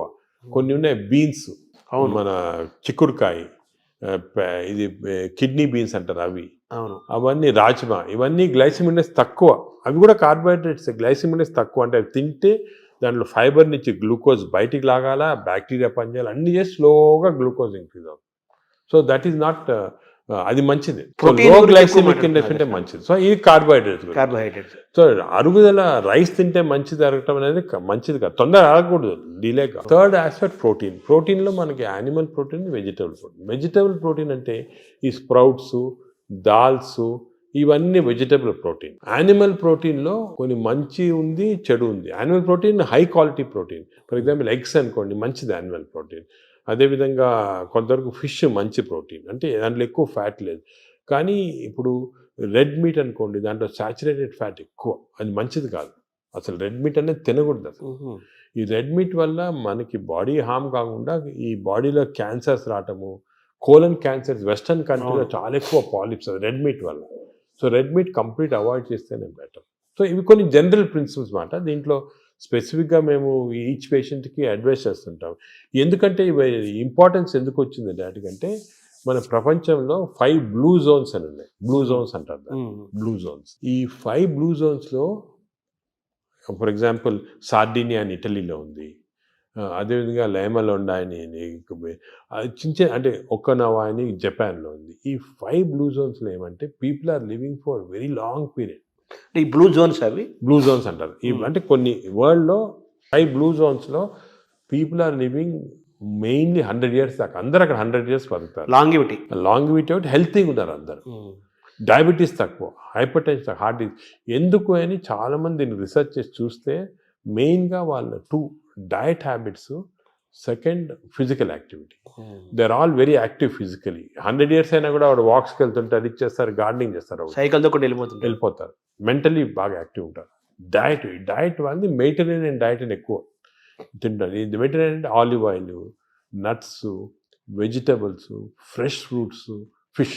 ఫుడ్ అండ్ యాక్టివిటీసే మెయిన్. ఫుడ్ ఇటువంటి ఫుడ్ అంటే మన బాడీకి ఎక్కువ స్ట్రెయిన్ లేకుండా మంచి ఫుడ్. ఇవి మేము యాక్చువల్లీ మా దాంట్లో రీసెర్చ్ చేసి ఇటువంటి ఫుడ్ ఆలివ్ ఆయిల్ మనం తినలేము. దెన్ ఇవి కన్వర్టెడ్ ఇటు ఇండో మెడిటరేనియన్ డయట్. మా వెబ్సైట్లో దొరుకుతుంది, మీకు 400 రెసిపీస్ ఉన్నాయి. అంటే మెడిటరేనియన్ దోశ ఎలా చేయాలా, మెడిటరేనియన్ ఇడ్లీ ఎలా ఉంటుంది, వేరేగా ఉంటుంది మన దాంట్లో. మన ఇడ్లీ అనుకోండి రిఫైన్డ్ కార్బోహైడ్రేట్, అది తింటే గ్లూకోజ్ తక్కువ ఇంక్రీజ్ మంచిది కాదు. మెడిటరేనియన్ ఇడ్లీ తింటే అలా కాదు, స్లోగా డైజెస్ట్ అయ్యి బాడీకి మంచిది. సో ఏమంటే అంటే మామూలుగా అందరికి ఉన్న నోషన్ ఏంటంటే తొందరగా అరిగేది మంచి ఫుడ్ అని, తర్వాత మన బాడీ చాలా బాగా పనిచేస్తుంది అని ఫీలింగ్లో ఉంటారు. తప్పు. అదే నా వాంట్ వినండి, అసలు అరుగుదల స్లోగా అరిగేది మంచిది. Body has to work for digestion. బాడీలో స్లోగా గ్లూకోజ్ రావాలా. పేషెంట్స్కే మనకి వి వాంట్ క్విక్ డైజెషన్ ఉంటుంది, మన నార్మల్ పీపుల్కి అది మంచిది కాదు. సార్, ఈ ప్రోటీన్ గురించి మీరు చెప్పారు కదా, ఫిష్, ఎగ్స్ ఇవి చెప్పారు. అయితే నాన్ వెజిటేరియన్ వాళ్ళకి ఎక్కడ నుంచి? వెజిటేరియన్ వాళ్ళకి ప్రోటీన్స్ చాలా, అసలు వెజిటేరియన్ ప్రోటీన్ మంచి ప్రోటీను, దాల్, స్ప్రౌట్స్, ఆల్ లెంటిల్స్లో ప్రోటీన్స్ ఉంటాయి. ఈ బీన్స్, ఇటువంటి దాంట్లో కూడా పెసర మంచిది. ఇప్పుడు దోశ బదులు పెసరట్టు తినండి, మంచిది. మన పెసరట్టు మంచిది చాలా. మీరు ఒక 2 రోజులు దోశలు ఇడ్లీలు ఆపేసి పెసరట్టు తినండి, మంచిది చాలా. పెసరట్టు మన ట్రెడిషనల్గా చూడండి, పెసరట్టు, కోకోనట్ చట్నీ, సాంబారు, అల్లం పచ్చి, ఇవన్నీ మంచి, అసలు హెల్తీ. అలా తిన్నాం అనుకోండి మనకి మంచి హెల్త్కి మంచిది. సో ఈ western breakfast, toast, butter, egg అన్న బదులు ఇవి మంచి మాట. అంటే మామూలుగా ఈ ప్రపంచం పెద్దది, ఒక్కొక్క ప్రాంతంలో ఒక రకమైన శీతోష్ణ స్థితి, అంటే చలి శీతోష్ణ పరిస్థితుల్లో ఒక్కో ప్రాంతానికి ఒక్కో రకంగా ఉంటాయి, జీన్స్ ఒక్కో రకంగా ఉంటాయి. దీన్ని స్టడీ చేసి కొన్ని వందల వేల సంవత్సరాల క్రితమే ఆయా ప్రాంతాలకి ఈ ఆహారం మన వాళ్ళు డిసైడ్ చేశారు. వందల ఏళ్ల నుంచి మనం అవే ఫాలో అవుతున్నాము కదా. ఇప్పుడు ఇది మారడం లేదు. నేను అనేది ఏమంటే, మనం ఏ ప్రాంతంలో ఉన్నామంటే ఆ ప్రాంతము భోజనం, ఫుడ్స్ అడాప్ట్ చేయడం మంచిది. అవును, మీరు చెప్పాను కదా, ఫర్ ఎగ్జాంపుల్ పెసరట్టు మన దాంట్లో, అలాగా చాలా చిక్కుడుకాయతో చేస్తారు, లాల్తో చేస్తారు, సాంబారు, ఇటువంటివన్నీ హెల్తీ ఫుడ్స్. ఇవి మనము అదే కంటిన్యూ చేయాలి. బట్ ఏమంటే కొత్తగా వెస్టర్నైజ్ ఫుడ్స్, ఇప్పుడు ఇడ్లీ కూడా మనకి వేరే టైప్స్లో చేయొచ్చు. పురాణాలు వేరే, మామూలుగా ప్యూర్ ఇడ్లీ వచ్చింది అనుకోండి, కంప్లీట్ డైజెస్టెడ్, అవన్నీ మోడర్న్. ఇది అది ఆవిరికూడు అనేవాళ్ళము. అలాగే ఇప్పుడు మనము ఆపం తీసుకోండి, ఆపం కూడా బాగా స్టీమ్డ్, అది మంచి ఇది. అది కేరళ వాడు ఎక్కువ తింటారు, అది తింటారు మన దగ్గర కూడా. సో ఇటువంటివన్నీ ఒరిజినల్ డైట్స్ అని మనం ఫాలో అయ్యి, ఈ కొత్త అడిషనల్స్ వచ్చాయి చూడండి, అవి మంచిది కాదు. మన ఏ రీజన్లో ఉంటే ఆ ఆహారం తింటాం. కేరళ అనుకోండి, ఆ కేరళ వాళ్ళు తిన్న ఆహారం అది మంచిది, లోకల్గా వాళ్ళకి ఎక్కడ గ్రో అయిన ఆహారం తింటే అది చాలా మంచిది. మన వెస్టర్నైజ్ డైట్స్ వచ్చి చాలా ఇచ్చేస్తుంది. ఈ వెస్టర్నైజ్ డైట్స్ కూడా మన డైట్స్కి అడాప్ట్ చేసుకోవాలి. అవి తింటే కూడా మనం ప్యూర్ వెస్టర్నైజ్డ్ మెడిటరేనియన్ డైట్ మనం తినలేము. మన దానికి అడాప్ట్ చేసుకొని తింటే మనకి మంచిది. మన దోశలు వాళ్ళు తింటున్నారు, వాళ్ళ బర్గర్లు, పిజ్జాలు మనం తింటున్నాం. అదే మిస్టేక్. ఇప్పుడు మామూలుగా నేను విన్నాను, ఎవరో చెప్పగా విన్నాను, ఈ బ్యాక్టీరియా మైక్రోబయోమ్ ఇంపార్టెంట్ అని చెప్పారు కదా మీరు. ఈ క్రమంలో అసలు మన బ్యాక్టీరియా ఆల్మోస్ట్ మనం కోల్పోయి యూరోపియన్ బ్యాక్టీరియా వచ్చేసింది అంటున్నారు మనలోకి. అది కరెక్ట్. అంటే స్లోగా ఈ వెస్టర్నైజేషన్ వల్ల మనకి మంచి బ్యాక్టీరియా ఉంది, అది పోయి బ్యాడ్ బ్యాక్టీరియా వచ్చి ఓవర్టేక్ చేస్తూ ఉంది. సో మనం ఇప్పుడు అగైన్ దీని గురించి కూడా మేము చాలా రీసెర్చ్ చేస్తున్నాము. We are studying bacteria in different people in different places. మన కుంభమేళా జరిగింది, దాంట్లో చాలా బ్యాక్టీరియల్ స్టడీస్ చేసాము. అలాగే వీఆర్ డన్ మంచి రిజల్ట్స్ పబ్లిష్ చేస్తున్నాము. ఇప్పుడు నేను ప్రకారం మన బ్యాక్టీరియా, మన న్యాచురల్ బ్యాక్టీరియా, మన దేశంలో ఉన్న బ్యాక్టీరియా, మన ప్రాంతాల్లో ఉన్న మంచి బ్యాక్టీరియా, అవి ప్రిజర్వ్ చేసుకోవాలి. అవి చేయడానికి కొన్ని టెక్నిక్స్, కొన్ని మెథడ్స్ అవి ఉన్నాయి. అవి మేము ఇప్పుడు ఇంకోటి ఏం చేస్తున్నామంటే రీసెర్చ్, ఈ ఎక్స్టెన్సివ్ బ్యాక్టీరియా రీసెర్చ్ చేసిన తర్వాత ఏవి మంచి బ్యాక్టీరియా, ఏ చెడ్డ బ్యాక్టీరియా అని కనుక్కున్న తర్వాత, ఈ బ్యాక్టీరియా అనేది మన స్టూల్స్లో ఉంటాయి, కష్టం వేయటం, థెరపీలు ఏమి. So we're desiccating it and producing what is called capsules, అంటే ట్యాబ్లెట్స్. మన ఈ మామూలుగా యాంటీబయాటిక్స్ ఇటువంటి ట్యాబ్లెట్స్ బదులు ఈ డెసికేటెడ్ స్టూల్ క్యాప్సూల్సే ట్యాబ్లెట్స్ లాగిస్తున్నాం. భవిష్యత్తు అదే అంటున్నారు, ఫ్యూచర్ అదే దాని తర్వాత. సార్ మార్నింగ్ మన తెలుగు వాళ్ళం కాబట్టి మన ప్రాంతం మాట్లాడుకున్నాం. ఇప్పుడు మీ టాపిక్ అంతా లోకల్గా ఏ ఆహారం అవైలబుల్గా ఉందో 100 ఏళ్ల నుంచి అది తినండి. లోకల్గా మనం ఎలా ఉన్నామో దాన్ని ఫాలో సేమ్ ఫిజికల్ యాక్టివిటీ చూసుకోండి, same activity you don't have to.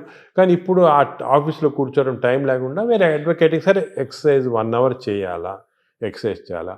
ఈ ఎక్సర్సైజ్ కూడా ఇంపార్టెన్స్ ఏమంటే, అందరు నేను 1 అవర్ చేస్తున్నా సార్ టైర్డ్ అయిపోతున్నామని అంటుంటారు. ఎక్సర్సైజ్లో 2 టైప్స్ ఉన్నాయి. కొంతమందికి మార్నింగ్ ఎక్సర్సైజ్ చేస్తే మంచిది, కొంతమందికి రాత్రి చేస్తే మంచిది. ఇప్పుడు నేను ఫర్ ఎగ్జాంపుల్ నేను నైట్ చేస్తేనే నాకు ఫ్రెష్గా ఉంటుంది. మార్నింగ్ అది ఎలాగంటే బాడీలో లాక్టేట్స్ అని ఉంటాయి. లాక్టేట్ మెజర్మెంట్ చేసి మనం కనుక్కోవచ్చు. లాక్టేట్స్ ఎక్కువ అయిపోయాయి అనుకోండి, అప్పుడు నైట్ చేస్తే బెటర్. అది మరి ఎక్కువ సంకేతం తెలుస్తుందా, తెలిసిపోతుంది కదా మనకి. ఇప్పుడు బాడీలో ఎక్సర్సైజ్ చేస్తే, అది సింపుల్గా చెప్పాలంటే, సపోజ్ ఎక్సర్సైజ్ చేసామనుకోండి, ఎక్సర్సైజ్ చేసిన తర్వాత మార్నింగ్ ఎక్సర్సైజ్ చేసిన తర్వాత ఫ్రెష్గా ఉండదు, చాలా టైర్డ్ అయిపోయాం అనుకోండి, that means your exercise should be done in the evening. చేసిన తర్వాత ఫ్రెష్గా ఉన్నాం అనుకోండి, you should do in the morning. But సింపుల్గా అది కెమికల్గా కూడా మనం టెస్ట్ చేయొచ్చు. బాడీలో లాక్టేట్స్ తీసుకొని, ఎప్పుడు లాక్టేట్ లెవెల్ చాలా ఎక్కువ అయిపోయింది, ఫర్ ఎగ్జాంపుల్ నాకు పర్సనల్గా చెప్తున్నా కదా, నేను ఎక్సర్సైజ్ ఎవ్రీడే 1.5 hours చేస్తాను విగరస్ ఎక్సర్సైజ్. కానీ ఎక్సర్సైజ్ మార్నింగ్ చేశాను అనుకోండి, I feel dull whole day. అదే నైట్ చేశాను అనుకోండి బాగా ఫ్రెష్ ఉంటుంది నాకు. అది నేను నా లాక్టేజ్ మెజర్మెంట్ చేసి చూసుకున్నాను. అంటే మీరంటే డాక్టర్ కాబట్టి సైంటిఫిక్ గా ఎవరికైనా చేయొచ్చు. తెలుసుకుంటారు. అది మామూలు body- పల్లెటూరు మామూలు వాళ్ళు ఎలా మీరు కూడా ఏం లేదు, ఇప్పుడు ఎక్సర్సైజ్ చేసి మీ బ్లడ్ శాంపుల్ లాక్టేట్ లెవెల్ పంపించారనుకోండి, లాక్టేట్ లెవెల్ మరీ ఎక్కువ ఉంటే మీరు నైట్ చేసుకుంటారు బెటర్. అంటే మన బాడీ సంకేతం ఇస్తుంది కదా మైండ్. మైండ్లో కూడా తెలిసిపోతుంది మనకి ఏది ఎక్సర్సైజ్. మీకు కూడా మార్నింగ్ వాక్ చేశారనుకోండి, కానీ ఇంకోటి ఏమంటే ఎక్సర్సైజ్లో ఏదో లీజర్లీ ఫ్రెండ్స్ మాట్లాడుకుంటా కాఫీ తాక్కుంటా ఏదో స్మోక్ చేసుకుంటా వాకింగ్ అది విగ్రెస్గా మినిమం పర్ అవర్ 6 kilometers నడవాలి. Minimum 6 is minimum. అంటే ఐడియల్ 5 kilometers అంటారు కదా. కాదు 6 అదే సెకండ్. అదేవిధంగా ఈ ఎక్సర్సైజే కాకుండా మజిల్స్ చాలా ఇంపార్టెంట్. మనకేం తెలిసిందంటే మన మెటబాలిజము బాడీ నుంచి మజిల్స్ తెప్పిస్తే మంచిది బాడీకి. సో చిన్న చిన్న మజిల్ ఎక్సర్సైజెస్, హ్యాండ్ ఎక్సర్సైజెస్, ఈ కోర్ ఎక్సర్సైజ్ అంటాం, అంటే బాడీలో ఉన్న అబ్డామిన్ మజిల్స్ కోర్, ఈ కోర్ ఎక్సర్సైజ్ ఇవన్నీ చేసి మన బాడీలో muscle strength plus aerobic strength అంటే అలాగా వీ కెన్ డూ ఈ వాకింగ్, సైక్లింగ్, స్విమ్మింగ్, ఇవన్నీ ఏరోబిక్ ఎక్సర్సైజ్. ఈ రెండు ఈక్వల్ కాంపనెంట్ చేయాలి. మామూలు చాలా మంది ఉట్టి వాక్ చేసి వదిలేస్తారు, అది లీజర్లీ వాక్. రోజు పొద్దున ఒక 2-3 kilometers ఫ్రెండ్స్ నడిచి వచ్చి బాగా బ్రేక్ఫాస్ట్ తిని హ్యాపీ కరెక్ట్ కాదు, వాడికి తెలియదు అది. తెలియదు అది అదొకటి. So we have to do the correct type of exercise. Morning ఎక్సర్సైజా, ఈవినింగ్ ఎక్సర్సైజా, ఎంత ఎక్సర్సైజ్ చేయాలా, ఏ బాడీకి ఎక్సర్సైజ్ చేయాలా, abdomen central abdomen exercise, hands muscle, ఇవన్నీ కూడా కరెక్ట్గా అడ్వైస్ తీసుకొని చేయటం బెటర్. అంటే మామూలుగా కార్బోహైడ్రేట్స్, ప్రోటీను, మీటు ఇలా పర్ఫెక్ట్ సంపూర్ణమైన ఆహారం ఎలా ఇంపార్టెంటో మన ఎక్సర్సైజ్ ఫార్మేట్ ఎక్సర్సైజ్ ఎప్పుడు చేయాలా, ఏ ఎక్సర్సైజ్, అవి కూడా చాలా అది నెగ్లెక్ట్ చేస్తాం. వాకింగ్, ఏరోబిక్స్ ఇవన్నీ ఎక్సర్సైజ్ కాంబినేషన్ అది చేయాలి. ఇప్పుడు థర్డ్ కాంపోనెంట్ గట్ హెల్త్కి స్లీప్. స్లీప్ గురించి చాలా మిస్నామర్స్ ఉన్నాయి. అంటే చాలామంది బిజీ వాళ్ళు, ఇప్పుడు నేను కూడా మొట్టమొదట ఇది కూడా మిస్టేక్స్ చేసేవాళ్ళము. టైం లేదని చెప్పి 4 గంటలు పండుకోవటము అలా చేసి కొంతవరకు ఈ బ్యాక్టీరియా చాలా important. They are very sensitive to sleep. Bacteria కూడా పండుకోవాలి కదా, రెస్ట్ ఇవ్వాలి కదా. మనం సపోజ్ మన బాడీ వర్క్ చేస్తాం, దాని రెస్ట్ అవి ఇరిటేట్ అయిపోయి గుడ్ బ్యాక్టీరియా పోతాయి బాడీలో. అంటే ఎలాగంటే మన ఆర్గనైజేషన్ అవును ఎంప్లాయీస్ ఉంటారు, మన ఎంప్లాయీస్కి రెస్ట్ ఇవ్వకుండా రాత్రి పగలు పని చేయండి అంటే మంచోళ్ళు వెళ్ళిపోయి చెడ్డోళ్ళు మిగులుతారు. డిసిప్లిన్ మధ్య ఫైట్ వచ్చి అలాగే బ్యాక్టీరియా కూడా సేమ్ ఒక ఫ్యాక్టరీ లాగా లోపల. లుక్ ఆఫ్టర్ స్లీప్ నార్మల్గా ఇండివిజువల్గా ఒకరికి 8 hours, కొంతమంది 6 hours, అలా డిఫరెంట్ రేంజ్. 6 to 8 hours అంటాము, 7 hours నార్మల్గా యావరేజ్. మరీ ఎక్కువ స్లీప్ 10 hours చేస్తే కూడా లోపల బద్ధకం వచ్చేస్తుంది, బ్యాక్టీరియా కూడా బద్ధకం వస్తుంది. ఎంత ఇవ్వాలి అంత ఇవ్వాలి, ఎంత 7 to 8 hours. కానీ మోస్ట్ ఇంపార్టెంట్ ఏమంటే మనం మాడిఫై కూడా చేసుకోవచ్చు ఈ స్లీప్. కొన్ని ఎక్సర్సైజెస్ వల్ల 8 hours అవసరం ఉన్న స్లీప్ 4 hours సేమ్ స్ట్రెంగ్త్ రావచ్చు. అదేమంటే రెమ్, నాన్ రెమ్ స్లీప్ అంటారు. రెమ్ స్లీప్ ఇంపార్టెంట్ మనకి, ర్యాపిడ్ ఐ మూవ్మెంట్ స్లీప్ అంటారు, గాఢ నిద్ర అంటారా. రెమ్ స్లీప్ అనేది మన నిద్రలో డ్రీమ్స్ వస్తాయి, అవన్నీ రెమ్ స్లీప్. ఈ రెమ్ స్లీప్ మనం if are able to condense to 4 hours we can get. ఇది కూడా ఒక టెక్నిక్, ట్రైనింగ్, అంటే ఇది ఒక సెపరేట్ సబ్జెక్ట్, చాలా టైం పడుతుంది. స్లీప్ హైజీన్ అంటారు కదా, sleep hygiene, sleep training, sleep technique ఇవన్నీ ఉన్నాయి. ఇవి కరెక్ట్గా మనము చేసుకోవచ్చు. 8 hours 7 hours స్లీప్ని 4 hours చేసుకోవచ్చు. బట్ అది నార్మల్ వాళ్ళు చేయలేరు. మనం దీనికి ఒక టెక్నిక్, ప్రాక్టీస్. ఫర్ ఎగ్జాంపుల్ నేను I mastered it, I can go for 4 hours and get same amount of energy as 8 hours. కానీ మామూలుగా చేయటం చాలా కష్టం unless you practice that sleep hygiene. అంటే స్లీప్ చేతిలో మనం ఉన్నామా, స్లీప్ మన చేతిలో తెచ్చుకోవచ్చు. స్లీప్ మన చేతి తెచ్చుకోవచ్చు. చాలా వరకు నార్మల్ పబ్లిక్ స్లీప్ చేతిలో ఉన్నారు. సో అప్పుడు ఏం చేయాలా, suppose you don't have this technique and to do this, ఎందుకంటే ఇవన్నీ కూడా కొంత ప్రాక్టీస్ అవ్వాలి. లేదంటే మోస్ట్ ఇంపార్టెంట్ ప్రిన్సిపల్ ఏమంటే మీరు స్లీపింగ్ బిట్వీన్ 10 to 4, అంటే 6 hours ఉందనుకోండి, 10 to 4 చేయండి, లేకపోతే 10 to 6 చేయండి. అంటే 10 o'clock అర్లీ స్లీప్ అని. ఎందుకంటే నేచర్ కూడా ఎలాగంటే మనం ఎప్పుడు ఈ లైట్లు గీట్లు లేనప్పుడు సన్ రైజ్ లేసేవాళ్ళము, సన్ సెట్టింగ్ పండుకున్నాము పల్లెటూరు. సో సన్సెట్ నార్మల్గా 7 o'clock 8 o'clock అవుతుంది. So early sleep. Sun rise పొద్దున అర్లీ మార్నింగ్ 5 o'clock 6 o'clock.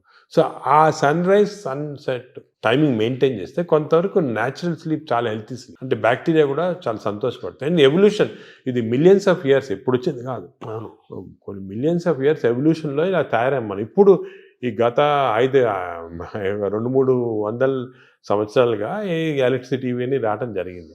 కానీ ఓల్డెన్ డేస్లో మనం చేసేది ఆ ప్యాటర్న్ ఫాలో అవుతుంది. So early bed, early getting up, early to bed and early to rise అంటారు. అంటారు కదా, అది సామెత మంచి కరెక్ట్ సామెత. అది మనకి చాలా మంది successful people have done that.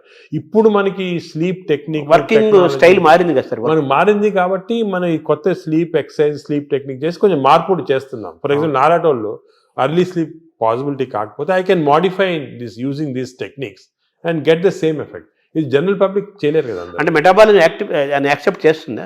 అంటే మనం ట్రైన్ చేసుకోవచ్చు. స్లీప్ కూడా ట్రైనింగ్ ఉంది. అంటే మన ఎక్సర్సైజ్ ట్రైనింగ్, ఈటింగ్ ట్రైనింగ్ లాగా స్లీప్ లో కూడా ట్రైనింగ్ ఉంది. మన మైండ్ ట్రైనింగ్ అది ఉంది, కానీ అది జనరల్ పబ్లిక్ చేయడం కష్టం. కానీ జనరల్ పబ్లిక్ దానికి మేము అడ్వైస్ చేస్తామంటే స్లీప్ అర్లీ, గెటప్ అర్లీ, ఆ టెక్నిక్ మరి. అప్పుడు దాని అదేవిధంగా ఈటింగ్ కూడా దానికే మేము ఇప్పుడు చాలా దీంట్లో కూడా చాలా అర్లీగా మీ లాస్ట్ డిన్నర్ 7 o'clock తర్వాత తినకూడదు. లాస్ట్ ఫుడ్ బి 7 o'clock, 7 గంటల తర్వాత తినొద్దండి. ఆఫ్టర్ సన్సెట్ తినకూడదు. అంతే సన్సెట్ అంటే 7 మనం టైం పెట్టుకుంటే కొంచెం సన్సెట్ లేట్ కావచ్చు. అది ఇంకోటి ఏమంటే మన ఇండియాలో టైమ్ జోన్స్ చాలా వేరీ ఉంటాయి.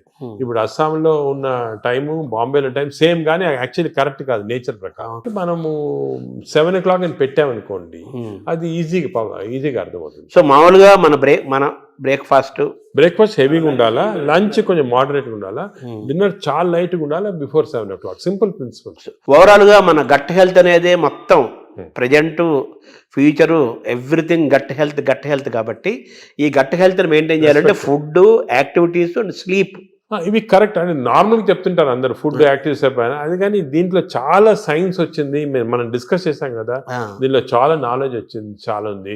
మనం ఒకప్పుడు ఈ sleep pattern, sleep hygiene, sleep ఎలా కంట్రోల్ అవన్నీ తర్వాత ఒక డిస్కషన్ పెట్టుకుంటాము. కానీ ఈచ్ ఏరియాలో ఫుడ్ లో ఇంత నాలెడ్జ్ ఉంది, ఎక్సర్సైజ్ లో ఈ టైప్ ఆఫ్ ఎక్సర్సైజ్ అందరికి తెలియదు.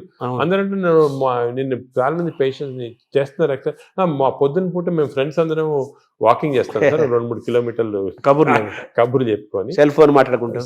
అంటే మాట్లాడుకోవచ్చు, కబుర్లు చెప్పుకోవచ్చు. కానీ బ్రిస్క్ వాక్ 6 km/h అనేది కాన్సెప్ట్. అదే విధంగా మజిల్ బిల్డింగ్, మీకు కోర్ మజిల్స్, అన్ని షోల్డర్ మజిల్స్, ఇవన్నీ కూడా కొంతవరకు బిల్డ్ చేయాలి. అది సబ్ టెక్స్ట్ అంటారు చూడండి, సబ్ టెక్స్ట్ అనేది ఉంది.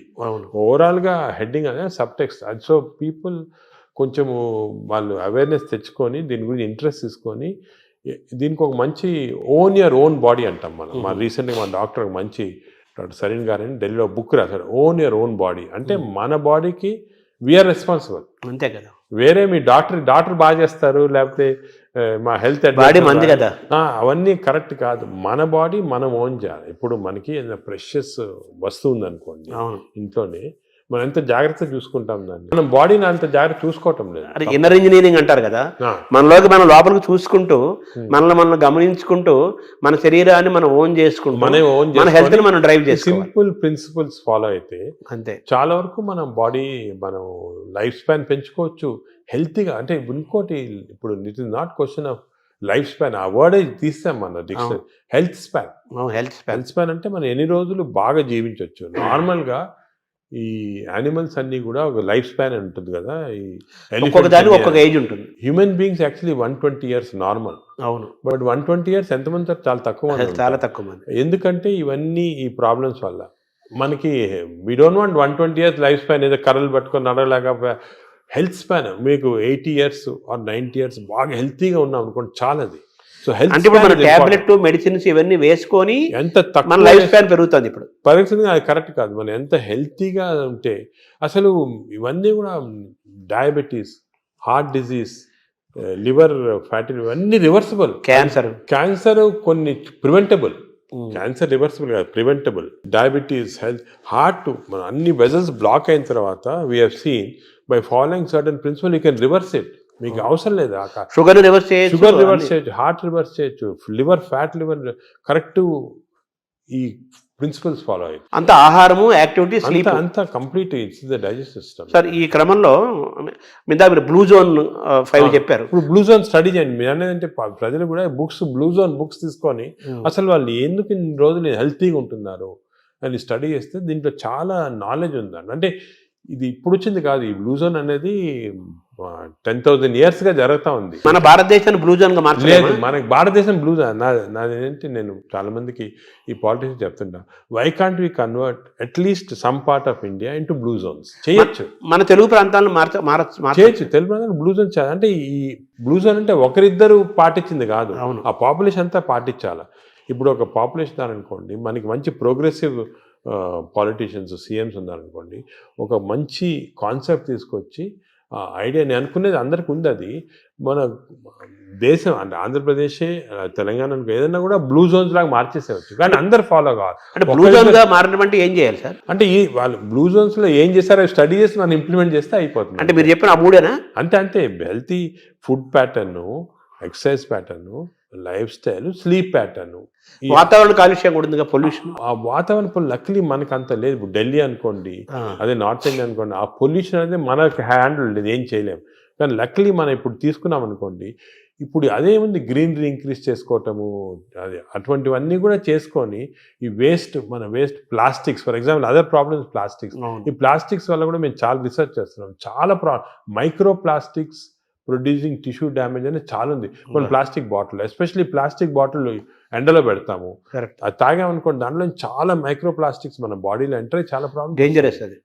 ఇటువంటివి మనం అదే కాకుండా ఇంతకుముందు కాపర్ వెజల్స్, అది కూడా మంచిది కాదు. What is the good vessels to cook, what is the vessels to, అవన్నీ కూడా కొన్ని న్యాచురల్ ప్రిన్సిపల్స్ ఫాలో అయితే. సరే, మీరు పద్మవిభూషణ్ తీసుకోవడానికి వెళ్ళినప్పుడు ఎలాగ ప్రెసిడెంట్ ఉంటారు, ప్రధానమంత్రి, కొంచెం ఒక సెకండ్ హ్యాండ్ ఇంటరాక్ట్ అయ్యే అవకాశం ఉన్న టైంలో మన భారతదేశాన్ని బ్లూ జోన్గా మార్చాలని అనుకుంటున్నాను, ఆయన ఇంటరాక్ట్ అయ్యే అవకాశం ఉంది? అంటే మనకి టైం అంత దొరకలేదు. ఒక సెకండ్ వర్డ్, ఇవన్నీ కూడా డిస్కషన్స్ చాలా 1 hour 2 hours కూర్చొని డిస్కస్ చేసి, నేను పాలిటీషియన్స్ కూడా మన అందరూ ఇంట్రెస్టెడ్ ఉన్నారు, కానీ టైం దొరకాల కాన్సెప్ట్. ఇంకోటి, ఇది షుడ్ బి డన్, ప్రజలు కూడా డ్రైవ్ చేయాలి, ప్రజలకి అవేర్నెస్ రావాలి, అవేర్నెస్ వచ్చి మనం ఇటువంటి పాలిటీషియన్ ఎలక్ట్ చేసుకోవాలా. ఈ ఇంట్రెస్ట్ ఉన్న వాళ్ళకి, పాలిటీషియన్స్ ఇంట్రెస్టెడ్ ఇన్ హెల్త్, అదేవిధంగా న్యాచురల్ హెల్త్, ఆర్గానిక్ ఫుడ్, అటువంటి వాళ్ళని ఎక్కువ మనం సపోర్ట్ చేసాం అనుకోండి, ప్రజలు కూడా. అంటే ప్రజలు, ప్రభుత్వాలు, డాక్టర్స్ అందరూ కలిసి ప్రయాణం చేయాలి. ఇట్స్ ఏ కంబైన్డ్ పీపీపీ అంటారు, మోడ్ అంటారు చూడండి. అవును, పబ్లిక్ ప్రైవేట్, ఆ మోడ్లో రావాలి అందరు వచ్చి.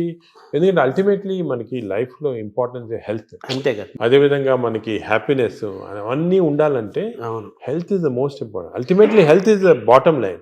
అంతే, ఎంత రిచ్ ఉండి, ఎంత ఇండస్ట్రియలైజ్ అయ్యి, ఎంత సిటీ, ఎంత పెద్ద పెద్ద సిటీస్ డెవలప్ అయినా కూడా హెల్త్ లేకపోతే.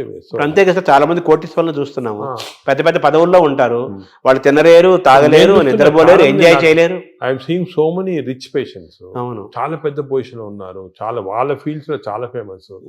సింపుల్ హెల్త్ ఫాలో కాకుండా they have damage their body. వాళ్ళు ఇప్పుడు ఫీల్ అవుతుంటారా, ఈ నాలెడ్జ్ మనకు ఉండుంటే 10 సంవత్సరాల క్రితం ఇలా ఉండేది కాదు. ఇప్పుడు నౌ నాలెడ్జ్ ఇస్ దేర్ కాబట్టి మీరు ప్రెస్ కానీ, ఎలక్ట్రానిక్ మీడియా కానీ, డిజిటల్ మీడియా కానీ, పొలిటికల్గా కానీ, అన్నీ అందరం కలిసి, మా డాక్టర్స్ అందరం కలిసి, this knowledge we have to give to general public. This knowledge is gold. This time వాళ్ళు కూడా, నేను అనేది అంటే మనం ఈ ఒక్క సెషన్లో గంట సేపులో అన్ని చెప్పలేము. వాళ్ళు కూడా they should go in to the depth and read books about it, read papers about it, social మీడియాకి కరెక్ట్. అంటే మీరు చెప్పినట్టు ఏదేదో అన్నీ వస్తుంటాయి సోషల్ మీడియా, అలా ఫాలో కాకుండా కరెక్ట్గా people have done research, scientist ఉన్నారు దీంట్లో, డాక్టర్స్ ఉన్నారు రెప్యూటెడ్, ఇటువంటి వాళ్ళ దగ్గర నుంచి ఇన్ఫర్మేషన్ తీసుకొని జనరల్ పబ్లిక్ కానీ, జనరల్గా ఇది మనము ప్యాటర్న్స్ అడాప్ట్ చేస్తే డెఫినెట్గా overall health of the country will improve. Sir, ఇందాక మీరు మాట్లాడుతూ స్టూల్ గురించి మాట్లాడారు సార్. భవిష్యత్ అంతా స్టూల్ టెస్టులు జరుగుతాయని, బ్లడ్ బ్యాంకు లాగా స్టూల్ బ్యాంకులు వస్తాయని. మంచి హెల్తీ పీపుల్ని స్టూల్ తీసుకుంటే that stool is different from unhealthy person. ఇప్పుడు ఇంతకుముందు నోబెల్ ప్రైజ్ విన్నర్స్కి బ్రెయిన్ స్టడీ చేస్తారు, ఎందుకు వచ్చిందో. ఇప్పుడు స్టూల్ స్టడీ చేస్తారు, తన స్టూల్లో ఏముంది ఇంత ఇంటెలిజెంట్ అయ్యారని. సో మనం ఇవన్నీ బ్యాంకింగ్ చేయొచ్చు. స్టూల్స్ చేసి, నేను చెప్పా కదా, ఒక స్టూల్ పౌడర్ లాగా చేసి డెసికేటెడ్ స్టూల్ని మనం క్యాప్సూల్స్ లాగా ఇవ్వచ్చు. The future treatment is going to be that. Stool banks, stool desiccated stool capsules, ఇవి దీంతో ట్రీట్మెంట్ స్టార్ట్ చేస్తాం. స్టూల్ అనేది రేపు చాలా అత్యంత విలువైన ఖరీదైన వస్తువు అవుతున్నట్టు కదా. గోల్డ్ అంటారు, న్యూ గోల్డ్. ఇంతకుముందు ఆయిల్ అంటే గోల్డ్ అనేవాళ్ళు, ఇప్పుడు స్టూల్ ఈజ్ బికమింగ్ గోల్డ్ అన్నమాట. అంటే మైక్రోబయామ్స్ అంటారు. ఈ మైక్రోబయామ్ నాలెడ్జ్ ఇప్పుడు ఈవెన్ యానిమల్స్, ఇప్పుడు కొన్ని ఫారెస్ట్లో కలెక్ట్ చేస్తున్నారు, ఆఫ్రికన్ ఫారెస్ట్ అంతా, ఎలిఫెంట్ స్టూల్ ఎలా ఎందుకు డిఫరెంట్ ఉంది వీళ్ళది. So what are the characters, what give strength to the elephant, what is there in this. ఇందులో నుంచి మనం ఐబిఎస్కి వద్దాం సార్. ఈ ఐబిఎస్ గురించి కూడా చాలా చర్చ జరుగుతుంది. ఆ బౌల్ సిండ్రోమ్, ఇరిటబుల్ బౌల్ అంటారు కదా, బౌల్ సిండ్రోమ్, అది కూడా మనకు చాలా ఇంపార్టెంట్. చాలా మంది, కోట్లాది మంది ఫేస్ చేస్తున్న ఇష్యూస్ అవి. మీరు అన్నట్టు IBS 30% of normal population IBS ఉంది. ఐబిఎస్ అంటే ఏమి? ఐబిఎస్ అంటే symptoms because of gut changes. అంటే డైరియా రావచ్చు, కాన్స్టిపేషన్ రావచ్చు, పెయిన్ రావచ్చు, ఈ కాంబినేషన్ రావచ్చు. దీని అంటే కడుపు ఉబ్బరము, అరక్కపోవటము, కడుపులో మంటలు, బ్లోటింగ్, డిస్టెన్షన్, ఇది అది అగైన్ కనెక్టెడ్ టు మైక్రోబయామ్. ఈ ఇరిటబుల్ బౌల్ సిండ్రోమ్ అనేది అగైన్ చెడ్డ అలవాట్ల వల్ల, నువ్వు ఎక్కువ డ్రింక్స్ వల్ల, స్మోకింగ్ వల్ల, ఎక్సర్సైజ్ లేకుండా ఉండటం వల్ల, ఇవన్నీ కూడా. ఇప్పుడు రీసెంట్గా మన రీసెర్చ్ ఏమంటే ఈ కెమికల్స్, ఇంటెస్టైన్స్లో కెమికల్స్ చాలా ఉన్నాయి అని చెప్పే కదా, సెరోటోనిన్, డోపమైన్. ఈ కెమికల్ ఇంబ్యాలెన్స్ వల్ల ఇంటెస్టైన్లో కూడా ఐబిఎస్ వస్తుంది. ప్లాస్టిక్ ఒక దాని రోల్ కూడా ఉంది కదా సార్ ఇందులో. ప్లాస్టిక్స్ చాలా పెద్ద రోల్ ఉంది. Micro plastics are very danger. ఇది కూడా మన government has to take very serious. Plastics ban చేయటము, అదే కూడా విధంగా ఏ ఏరియాలో ఇప్పుడు ఈ ప్లాస్టిక్స్ అనేది పెద్ద ఇండస్ట్రీ. దీన్ని చేంజ్ చేయాలంటే చాలా డిఫికల్ట్. మనం ఫర్ ఎగ్జాంపుల్ ఈ ఫిష్లో చూసాం కదా, మేము కొన్ని ఫిషింగ్స్, ఈ కోస్టల్ ఏరియాస్ ఫిష్లో చాలా ప్లాస్టిక్స్ వాళ్ళు తినేస్తున్నారు. ప్లాస్టిక్స్ అంటే సీలో కానీ రివర్లో కానీ మనలో వేస్తారు. అవి తిని even not drinking plastics, even eating plastics containing food ఇండైరెక్ట్గా, మీట్, ఫిష్, దాంట్లో కూడా మిల్క్లో వెళ్ళిపోతున్నారు plastic. So good cholesterol, bad cholesterol అంటారు కదా సార్. అవునవును. మామూలుగా మీరు ఇందా చెప్పారు గుడ్ బ్యాక్టీరియా, బ్యాడ్ బ్యాక్టీరియా. ఈ గుడ్ కొలెస్ట్రాల్ని పెంచుకోవటం, బ్యాడ్ కొలెస్ట్రాల్ని పోగొట్టుకోవటం కూడా మనకి ఈ బ్యాక్టీరియా దీనికి మైక్రోబియం లింక్ అయి ఉంటుంది. లింక్ ఉంది, లింక్. ఎందుకంటే ఇప్పుడు గుడ్ కొలెస్ట్రాల్ అంటే ఏమి అగే ఇది కూడా పోలీస్ మ్యాన్ లాగా. కొలెస్ట్రాల్ బాడీలో రొటేట్ అవుతుంది కదా, ఆల్ ద ఎల్డిఎల్ కొలెస్ట్రాల్ అంటాం. These are all bad people, terrorist, వీళ్ళందరూ they are bad people. HDL cholesterol అనేది పోలీస్ పీపుల్.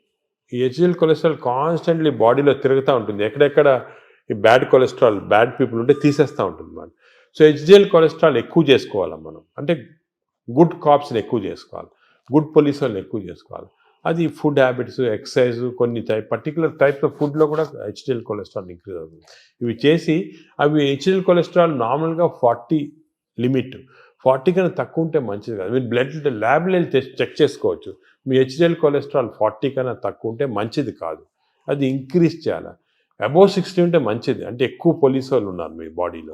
ఈ ఎల్డిఎల్ కొలెస్ట్రాల్ 100 కన్నా ఎక్కువ ఉండకూడదు, మంచిది కాదు. 100 కన్నా తక్కువ ఉంటే 70, ఇప్పుడు మేము న్యూ లిమిట్ 70 పెట్టాము. ఎల్డిఎల్ కొలెస్ట్రాల్ 70 కన్నా తక్కువ ఉండి హెచ్డిఎల్ కొలెస్ట్రాల్ 60 కన్నా ఎక్కువ ఉంటే అంటే మంచి కాప్స్ ఉన్నాయి బాడీలో, ఈ టెర్రరిస్ట్ని, థీవ్స్ అని తీసేస్తున్నాయి అన్నమాట.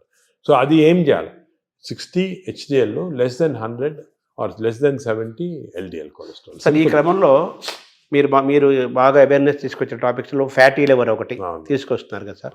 ఆ ఫ్యాటీ లివర్ పెరుగుతుంది కదా ఇప్పుడు చాలా. ఇది ఎపిడమిక్ అండి ఫ్యాటీ లివర్. నేను I'm very worried about it. ఎందుకంటే మేము స్టడీ చేస్తున్నాం పాపులేషన్స్ 30-40%లో మన ఇండియాలో ఈ ఫ్యాటీ లివర్ ఇండియాలో ఎందుకు ఎక్కువ ఉన్నాయంటే మన జీన్స్లో కొన్ని ఫాల్ట్ ఉంది. ఇండియన్ జీన్స్, మిడిల్ ఈస్టర్న్ జీన్స్లో కొంచెం ఫాల్ట్ వల్ల ఫ్యాటీ లివర్ ఈజీగా వస్తుంది. పొట్టలు వస్తుంటాయి. స్కాన్ చేసుకుంటే ఫ్యాటీ లివర్ కనపడుతుంది. ఈ లివర్ కూడా గట్ తర్వాత second most important organ is liver. ఈ liver is controlling heart. Fatty liver ఉన్న వాళ్ళు ఫ్యాటీ లివర్తో చనిపోరు. ఫ్యాటీ లివర్ ఉన్న వాళ్ళు హార్ట్ డిజీజ్తో చనిపోతారు, బ్రెయిన్ డిజీజ్ అంటారు. ఈ ఫ్యాటీ లివర్ కరెక్ట్ చేస్తే వాళ్ళు హార్ట్ కరెక్ట్ పోయి బ్రెయిన్ కరెక్ట్. ఫ్యాటీ లివర్ ఎలా కరెక్ట్ చేసుకోవాలి? ఫ్యాటీ లివర్ కూడా అగైన్ ఈ అన్ని ఎక్సర్సైజెస్ ఇవన్నీ కాకుండా మనకి కొత్త టెక్నాలజీ, కొత్త మెడికేషన్స్ అన్నీ వస్తున్నాయి ఫ్యాటీ లివర్ కరెక్షన్కి. ఫ్యాటీ లివర్కి మైక్రోబయామ్కి చాలా సంబంధం ఉంది. ఫ్యాటీ లివర్కి ఇంటెస్టైన్స్కి చాలా సంబంధం ఉంది. నవ్ వీఆర్ డూయింగ్ కొత్త రీసెర్చ్ ఏమంటే ఈ ఇంటెస్టైన్ డియోడెనల్ మ్యూకోజాని మేము మార్పుడు చేస్తున్నాం ఎలక్ట్రోపోరేషన్ అనే టెక్నిక్ తోటి. అంటే చేంజ్ చేసేవచ్చు. చేంజ్ చేస్తే దాంట్లో ఫ్యాటీ లివర్ తగ్గిపోతా ఉంది అక్కడ. అంటే ఫ్యాటీ లివర్ నేను చేయటం లేదు, చిన్న ప్రేగుల్లో డియోడెనంలో ఎలక్ట్రోపోరేషన్ చేసి ఆ మ్యూకోజాని చేంజ్ చేస్తే ఫ్యాటీ లివర్ నార్మల్ అయిపోతాం. ఇంకా కొంచెం చాలా రీసెర్చ్ జరుగుతుంది. అది విచిత్రం.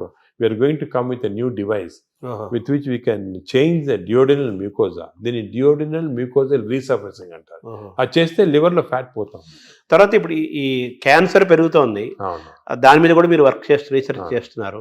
అలాగే షుగర్ను కూడా మనం రివర్స్ చేయొచ్చు అని కూడా దాని రీసెర్చ్ చేస్తున్నారు. వేరే సబ్జెక్ట్ లేదు, వేరే దాని. ఇప్పుడు మనం చేస్తున్న ప్రధానమైన రీసెర్చ్ ఏంటి సార్ ప్రస్తుతం? అంటే ఇవన్నీ ఏరియాలో మేము మామూలుగా మెటబాలిక్ హెల్త్ పైన చేస్తున్నాం ఎక్కువ. మెటబాలిక్ హెల్త్ అంటే ఇవన్నీ fatty liver, obesity, diabetes, heart disease, sugar, BP, ఇవన్నీ కూడా కొలెస్ట్రాల్ అన్నీ మెటబాలిక్ హెల్త్ కింద వస్తుంది. దీనిపైన చాలా రీసెర్చ్.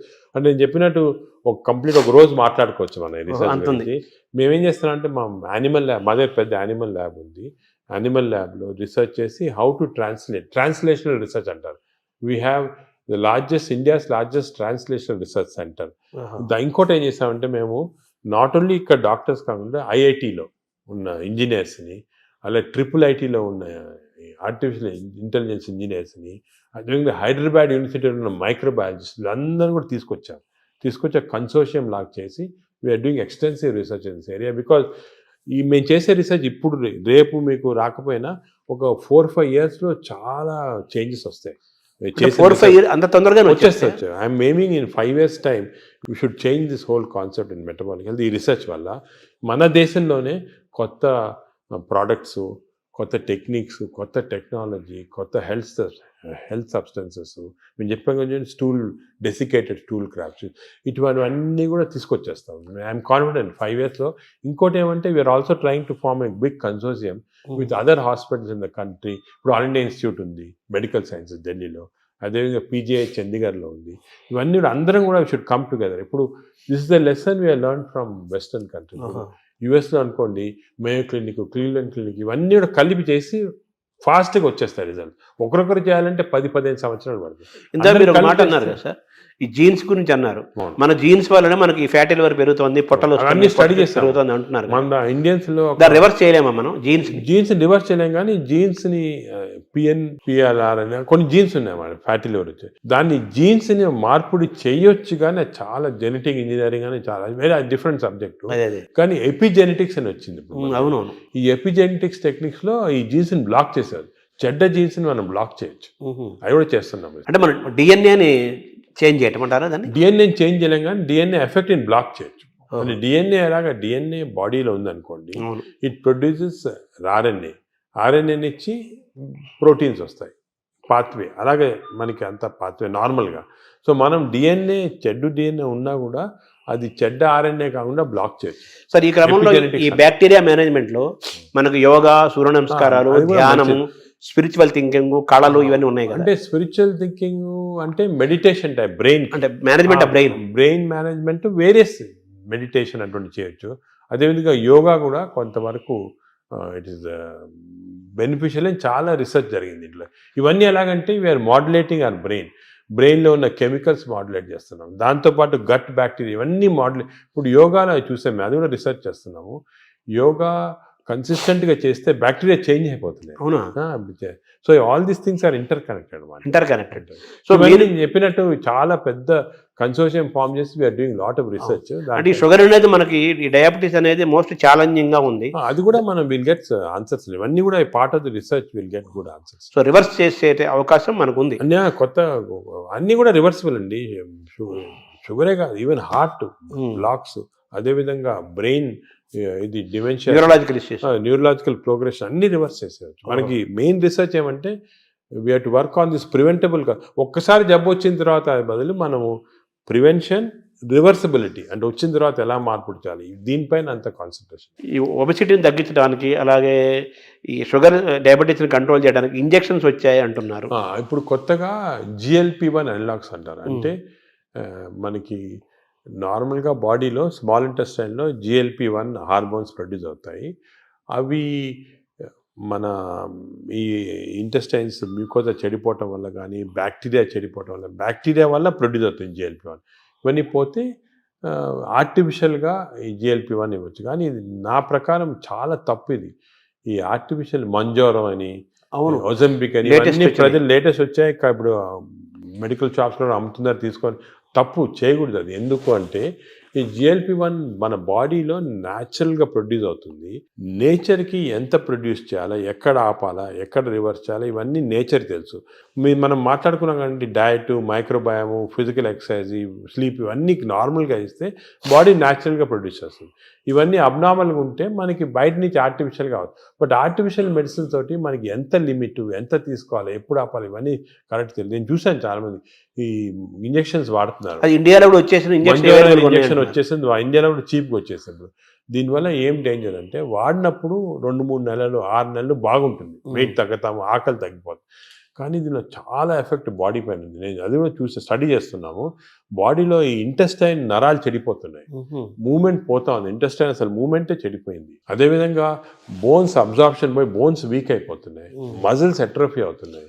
ఫేస్లో we got now what is called Ozempic face, అంటే ఫేస్ అంతా ష్రింక్ అయిపోతుంది. చూసుంటారు కొంతమంది సెలబ్రిటీలో ఫేస్ చేంజ్ అయిపోతుంది దీనివల్ల. సో ఇవన్నీ కూడా these effects are some time not reversible also. మన మెటాబాలిజం వ్యతిరేకంగా ఉన్నట్టే కదా, వ్యతిరేకంగా ఉన్నట్టే. న్యాచురల్ మెథడ్లో చేయకుండా ఇలా చేస్తే మంచిది కాదు. మై అడ్వైజెస్ అసలు వాడద్దని, తప్పు ఇది. ఇవన్నీ all these injections artificial methods వాడతాం తప్పు, మనం చేయకూడదు. న్యాచురల్ మెథడ్స్ అన్నీ ట్రై చేసి ఫెయిల్ అయిన తర్వాత అండర్ మెడికల్ సూపర్విజన్ ఒక 3-4 months వాడి ఎందుకు వాడతాం, రీసెట్టింగ్ అంటాం అన్నమాట. మెటబాలిజం రీసెట్ చేయడానికి వాడచ్చు. కానీ ఇయర్స్ టుగెదర్ ఇంజెక్షన్ తీసుకోవడం ఏంటంటే చాలా తప్పు. Short cut methods they are not good. అసలు I advise public strongly don't use these injections. తప్పదు చాలా. తర్వాత ఇప్పుడు బ్యారియాటిక్ సర్జరీస్ ద్వారా కూడా మన లోపల ఫుడ్ ఇంటేక్ తగ్గిపోతుంది, షుగర్ లెవెల్స్ తగ్గిపోతాయి అంటున్నారు. బ్యారియాటిక్ సర్జరీ కూడా ఐఎమ్ అగేన్స్ట్, కానీ కొంతవరకు చాలా ఒబేసిటీ వచ్చి మనం న్యాచురల్ మెథడ్లో కంట్రోల్ చేయకపోతే కొంతవరకు హెల్ప్ చేయడానికి బ్యారియాట్రిక్ కానీ ఇంజెక్షన్స్ కానీ హెల్ప్ చేయడానికి అంతే. దాని తర్వాత మన న్యాచురల్ మెకానిజం వచ్చేసారు. ఒక్కసారి ఈ హెల్ప్ వచ్చిన తర్వాత న్యాచురల్ మెథడ్స్తో మెయింటైన్ చేయాలి. మన న్యాచురల్ మెథడ్స్ లేకపోతే బ్యారియాట్రిక్ సర్జరీ కాదు, ఇంజెక్షన్ ఏం చేసినా కూడా వేస్ట్. అంటే మనం సహజంగా పెరగటం కానీ తగ్గటం కానీ ఈ డిజార్డర్స్ మెయింటైన్ చేసుకోవటం మన సహజంగా జరగాలంటారు. Own your own body, body అంటే మన బాడీని మనం ఓన్ చేయాలి, మన కంట్రోల్ చేసుకోవాలి. కానీ ఈ వేరే ఇంజెక్షన్స్ కంట్రోల్ డాక్టర్ చేస్తారు, దీన్ని బ్యారియాట్రిక్ చేస్తారు అనేది తప్పు. అసలు మీ మేజర్ గోల్ ఏంటి సార్? అంటే మనకి మీరు పద్మవిభూషణ్ వచ్చింది మన ఇండియా వరకు, అది కాకుండా American association of society of gastroenterologist award కూడా హైయెస్ట్ అవార్డు గ్యాస్ట్రోఎంటరాలజీకి సంబంధించి. అలాగే సాంఘైలో జరిగిన దాంట్లో వరల్డ్ టాప్ దాంట్లో అవార్డు వచ్చింది. అది మీ ప్రొఫెషన్కి మీ సబ్జెక్ట్కి అది డెఫినెట్గా హైయెస్ట్ అవార్డ్స్ అవి. నెక్స్ట్ నోబుల్ మన భారతదేశానికి నోబుల్ రాదా? అంటే ఇలా చేయటం వల్ల నోబుల్ అవుతాం, పని చేయడం వల్ల గుర్తింపు కోసం పనిచేయటం కాదు. అంటే ఈ గుర్తింపులన్నీ కూడా మనము మీరు చెప్పినట్టు గుర్తింపుల కోసం ఎవరు పనిచేయరు. ఈ నోబెల్ ప్రైజ్ కానీ గుర్తింపు రావడం, మనం పని చేస్తూ ఉంటే కొంతవరకు రికగ్నిషన్ వస్తుంది, వేరే ఆర్గనైజేషన్ రికగ్నైజ్ చేస్తారు. ఈ రికగ్నిషన్స్ కూడా నా ప్రకారం అది ఇంపార్టెంట్ కాదు. సరే ఇయర్ పద్మవిభూషణ్ వచ్చింది, మేము సంతోషపడతాము, ఓ రెండు సంవత్సరాలు మర్చిపోతాం. ఇంకేమైనా అడిగారనుకోండి వచ్చిందా, ఆయనకు వచ్చిందా అలాగంటారు. అంటే ఈ అవార్డ్స్ అన్ని కూడా ట్రాన్సియెంట్, జన గుండెల్లో ఉండాలి. మనకు కాదు అసలు, మనం దీని గురించి కూడా ఇంపార్టెన్స్ ఇవ్వకూడదు. ఇవన్నీ టెంపరీగా ట్రాన్సియెంట్గా ఏదో recognition. But our goal should be మనం సొసైటీకి ఏం చేయొచ్చు, ఎలాగ మార్పుడి చేయొచ్చు. ఇండివిజువల్గా డాక్టర్స్ అందరూ కూడా అందరూ బాగా పనిచేసి దే హెల్ప్, చాలా మందికి పేషెంట్స్ హెల్ప్ చేస్తారు, లైఫ్ సేవింగ్ చేస్తారు, అవన్నీ చేస్తారు. ఆ సాటిస్ఫాక్షన్ అనేది వస్తుంది అన్నమాట మనకి. అంటే ఈ ఏఏజీ యొక్క మేజర్ గోల్ ఏంటంటే అంటే మాకు ఇప్పుడు పబ్లిక్ అంటే ప్రజల్లో హెల్త్ గురించి ఒక మార్పుడి రావచ్చు. It has to be done in ethical way, proper way. ఈ మోడర్న్ మెడిసిన్ ఒక విధంగా, అదే కాకుండా అంటే మోడర్న్ మెడిసిన్ అంటే ఏంటి సార్? అంటే ఇప్పుడు మోడర్న్ టెక్నాలజీ వచ్చాయి కదా, ఈ టెక్నాలజీతో మేము రోబోటిక్ సర్జరీ చేస్తున్నాం, ఈ సర్జరీ, ఇది ఒక ఆస్పెక్ట్. ఇదే కాకుండా general public health awareness తీసుకురావటము, natural మెథడ్లో హౌ పీపుల్ కెన్ బెనిఫిట్ అనేది, ఇవన్నీ కూడా ఒక ఎథికల్ వేలో చేయటము, ఇవి చాలా ముఖ్యమైన మా ఎయిమ్స్ మాట.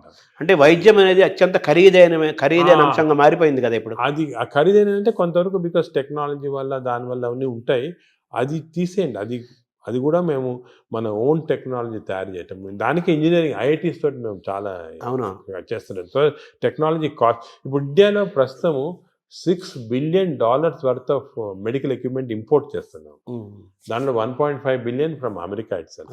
ఈ ఇంపోర్ట్స్ ఎలా తగ్గించవచ్చు, ఎలాగ దీన్ని జీరోకి తీసుకురావాలా, ఇటువంటి అన్నీ ఒకే. సో మన టెక్నాలజీ చీప్లో వస్తే అదే సేమ్ థింగ్ విల్ ట్రాన్స్ఫర్. అంటే మనం ఇందాక ప్రారంభంలో మాట్లాడుకున్నట్టుగా మన ఫుడ్ హ్యాబిట్స్ మారడం వల్ల ఆ యూరోపియన్ బ్యాక్టీరియా నుంచి మన బ్యాక్టీరియా మనం తెచ్చుకోవాలి. న్యాచురల్ మెథడ్లు ఎలా చేయొచ్చు, పబ్లిక్ నేచర్ అంటే న్యాచురల్గా బాగా హెల్తీగా ఎలా ఉండొచ్చు. సో వెస్టర్న్ డిజీజెస్, వెస్టర్న్ ఇవి ఎలా ఇవన్నీ కూడా కాంప్రహెన్సివ్ హెల్త్ ఫర్ పీపుల్ అనేది మా ఎయిమ్. అంటే ఒక సింపుల్ సెంటెన్స్ చెప్పాలి, హెల్త్ ఫర్ పీపుల్. ఇప్పుడు గ్యాస్ట్రోఎంటరాలజీ అనే సబ్జెక్ట్లో హాంకాంగ్ నెంబర్ 1గా ఉందా? గ్యాస్ట్రోఎంటరాలజీలో Hong Kong Prince of Wales hospital number 1 institute. దాని గురించి వాళ్ళు చాలా రీసెర్చ్ చేసి డెడికేటెడ్గా లాస్ట్ 50 ఇయర్స్గా వర్క్ చేస్తున్నారు. అదే సో వాళ్ళతో మేము అసోసియేషన్ చేసి, ఫర్ ఎగ్జాంపుల్ అక్టోబర్లో Hong Kong Prince of Wales hospital, AG hospital India combined symposium చేసి అందరు డాక్టర్స్ని పిలిచాం ఇండియాలో. సో వాళ్ళు కూడా దే కెన్ లెర్న్ అక్కడ ఏం చేస్తున్నారు, మనం ఏం చేయొచ్చు, మనం అంటే ఇవన్నీ కూడా. ఇంకోటి ఏమంటే మెడిసిన్ ఇంపార్టెంట్, కాన్స్టెంట్గా వేరే వాళ్ళ చేత నేర్చుకోవాలి. మనమే గ్రేట్, మనమే పెద్ద ఎక్స్చేంజ్ వేరే వాళ్ళు ఏం చేస్తున్నారు, మనకన్నా ఏమైనా బెటర్ చేస్తున్నారు, అది మనం చేయొచ్చా, ఏది చేస్తే మన ప్రజలకి బెనిఫిట్ వస్తుంది, అది ఎప్పుడు కాన్స్టెంట్ చూస్తూ ఉండాలి. చాలా అంటే ఈ గ్యాస్ట్రోఎంట్రాలజీలో ఫస్ట్, సెకండ్, థర్డ్గా తీసుకుంటే మన ఏజీ థర్డ్ ప్లేస్లో ఉందంటున్నారు కదా, సెకండ్ ప్లేస్ ఇంకేంటి తర్వాత? హాంకాంగ్ తర్వాత మేయో క్లినిక్ ఉంది యునైటెడ్ స్టేట్స్లో. వాళ్ళు కూడా చాలా రీసెర్చ్ చేస్తున్నారు. వాళ్ళు వేరే టైప్ ఆఫ్, అది హై టెక్నాలజీ రీసెర్చ్ అంతా. సో హాంకాంగ్ వాళ్ళు ఇన్ బిట్వీన్ మనకేమంటే అవసరము ఈ ఫస్ట్, సెకండ్, థర్డ్ అది చూసుకోకుండా మన ప్రజలు అంటే మన ఇన్స్పిరేషన్ మన ప్రజలకి తక్కువ కాస్ట్లో ఏం చేయొచ్చు. ఇప్పుడు హాంకాంగ్లో ఏం చేస్తారు, మేయో క్లినిక్లో ఏం చేస్తున్నారు, అదేవిధంగా ఇటలీలో జెమినీ హాస్పిటల్ ఉంది, వాళ్ళు కూడా 4th ప్లేస్లో ఉన్నారు, వాళ్ళు ఏం చేస్తారు. ఇవన్నీ కూడా మన దగ్గర అడాప్ట్ చేసి తక్కువ ఖర్చులో మన ప్రజలకి ఎలాగ బెనిఫిట్ చేయొచ్చు, how can we work for that అనేది మా డాక్టర్స్ అందరూ కూడా ఆ కల్చర్ ఒకటి వచ్చింది మాట. సో నెలకు ₹1,00,00,000 జీతాన్ని కూడా ఇవ్వడానికి 10 ఏళ్ల క్రితం మీకు అవకాశం వచ్చినా కానీ అవన్నీ వదులుకొని ఇక్కడే ఉంటున్నందుకు, ఏజెంట్ డెవలప్ చేస్తున్నందుకు మీరు తృప్తిగా ఉన్నారా? నాకైతే చాలా తృప్తి, సాటిస్ఫాక్షన్. ఎందుకంటే నాకు యూఎస్ఐలో ఆఫర్స్ వచ్చినప్పుడు అక్కడ ఒక జూయిష్ డాక్టర్ ఉండేవాడు. ఆయన చెప్పాడు, మీకు హార్వర్డ్లో బెస్ట్ హాస్పిటల్లో నీకు ఇంత పెద్ద ఉద్యోగం వస్తే ఎందుకు వద్దనుకోని ఇక్కడ వచ్చి. నేను అన్నాను, సార్ నేను వచ్చి నెలకు ₹1,00,00,000 అది అన్నాను. నేను వచ్చి లేదు అని వచ్చింది రాదు. ఇప్పుడు ఆయన వాళ్ళ స్టూడెంట్స్ మన దగ్గర ట్రైనింగ్ పంపిస్తున్నారు. హార్వర్డ్ ప్రొఫెసర్ ఈ sending his students for training to AG. ఆయన లెటర్ రాశాడు, నువ్వు చేసిన డిసిషన్ కరెక్ట్ డిసిషను, ఇన్ని 30 సంవత్సరాల క్రితము వద్దనుకొని వచ్చేయటం ఇక్కడ మంచిదైంది. ఎందుకంటే అల్టిమేట్గా ఇప్పుడు ఎవ్రీబడి హ్యాస్ ఎ లైఫ్, కానీ మనం ఎంత కాంట్రిబ్యూట్ చేస్తాం, మన వల్ల ఎంతమంది బెనిఫిట్ అయ్యారు, అది చాలా ఇంపార్టెంట్. మన ప్రజలు ఎంత బెనిఫిట్ అయ్యారు, మన దేశానికి మనం ఏం చేయగలం, మన నేలకి, మన భూమికి మనం ఏం చేయగలుగుతున్నాము, అది ముఖ్యం. అంటే వేరే వాళ్ళు బయటకు వెళ్ళి చేసిన వాళ్ళు I'm not finding fault, but మనకి ఇక్కడ ఆపర్చునిటీ. ఇప్పుడు మాకేమంటే ఆపర్చునిటీస్ వచ్చాయి, అందరికి రాకపోవచ్చు. లక్ అనేది ఆపర్చునిటీ వాళ్ళకి ఇది కూడా ఉంటుంది కదా. అంటే సొసైటీ వాళ్ళు హెల్ప్ చేసిందా, మీరు చెప్పినట్టు రాత, డెస్టినీ, అదే గవర్నమెంట్ కూడా హెల్ప్ చేయటము, అన్ని గవర్నమెంట్ కూడా బాగా హెల్ప్ చేస్తారు. సో మిమ్మల్ని మీరు రివ్యూ చేసుకుంటే ఒకసారిగా మీ కెరీర్ని మేజర్ ఇన్స్పిరేషన్స్ కానీ లేదా టర్నింగ్ పాయింట్స్గా తీసుకుంటే, మీరు పెథాలజిస్ట్గా ఉండాల్సింది, ఇట్లోకి నాన్నగారి అడ్వైస్ తోటి గ్యాస్ట్రో రావటం ఒక సబ్జెక్ట్ ఒకదాన్ని చెప్పచ్చు. నాకు చాలామంది చిన్నప్పటి నుంచి మా టీచర్స్ కానీ, పేరెంట్స్ కానీ, లీడర్స్ కానీ, సొసైటీలో చాలామంది ఇన్స్పిరేషన్ కానీ హెల్ప్ చేశారు. మామూలు నేనేమంటే ప్రతి వాళ్ళు కూడా I see something what is the positive and try and adapt చూసుకుంటామాట. అలా చూసుకుంటే లాట్ ఆఫ్, అంటే అందరూ నాన్నగారేనా మీ పెథాలజీ గ్యాస్ట్రోఎంట్రాలజీ రావడానికి మేజర్గా? మా ఫాదర్ చాలా స్ట్రిక్ట్ మనిషి. ఆయన లైఫ్ లాంగ్ కూడా సర్వీస్ చేసి థౌజండ్స్ ఆఫ్ స్టూడెంట్స్ని ట్రైన్ చేసి సొంతంగా ఏం చేసుకోలేదు. అంటే ఆయన పాపం డబ్బు ఏం చేసుకోలేదు. చాలా ఆయన మామూలుగా ఇంట్లో ఉంటే కూడా చిన్న బల్బు ఆన్ చేసి, ఎలక్ట్రిసిటీ ఎక్కువ అవుతుందని చెప్పి బల్బులు కూడా ఆన్ చేశాడు కాదు, చిన్న బల్బ్ కింద కూర్చుంటారు చేసి చాలా పబ్లిష్ చేసి ఒక కల్చర్ అనేది మా దాంట్లో ఇంబైబ్ చేశాడు. నువ్వు ఇలా ఉండాలా, ఇది ఇంపార్టెంట్, సొసైటీకి ఏమైనా చేయాలి, కానీ నువ్వేమైనా చేసుకుంటే ఏం లాభం వేస్ట్ అని చెప్పి ముందు నుంచి నన్ను ఎంకరేజ్ చేశారు. ప్రాక్టీస్ వద్దు, you setup institution, do research, do service అని. ఆ మెయిన్గా ఆయన ఉన్న ఎయిమ్స్ అనేది మాకు బాగా ఇన్కల్టేట్ అయిపోయి దాని గురించి ఆ పాత్వే ఫాలో అవుతున్నాం. ఆయన కూడా మన దేశం, మన నేల అనే ఫీలింగ్ ఆయన కూడా చాలా ఎక్కువ. ఆయన కూడా వాషింగ్టన్ ఆర్మ్స్ఫోర్డ్ ఇన్స్టిట్యూట్ అని చాలా పెద్ద అమెరికన్ ఇన్స్టిట్యూట్లో వర్క్ చేసి వచ్చారు. ఇక్కడికి వచ్చి మన ఫస్ట్ విశాఖపట్నంలో ప్రొఫెసర్గా వచ్చాడు పెథాలజీ, దాని తర్వాత కర్నూలు, గుంటూరు, దాని తర్వాత హైదరాబాద్లో డైరెక్టర్ ఆఫ్ మెడికల్ సైన్స్, అదేవిధంగా నిజామ్స్ ఇన్స్టిట్యూట్ ఫస్ట్ డైరెక్టర్ ఆయన. అవన్నీ మన కాకల సుబ్బారావు గారి కంటే ముందు కాకల సుబ్బారావు ముందు ఫస్ట్ నాన్న డైరెక్టర్, దాని తర్వాత సెకండ్ కాకల సుబ్బారావు. సో అలాగా ఈజ్ ఫుల్ సర్వీస్. ఆయన చూస్తే ఒక ఇన్స్పిరేషన్. అరే అసలు ఆయనకి ఏం వేరే ఇది లేదు, ఈ కూడా మేడ్ లాట్ ఆఫ్ మనీ, కూడా గాన్ ఇన్ డిఫరెంట్ రూట్, అవన్నీ ఏం లేకుండా ఇంత.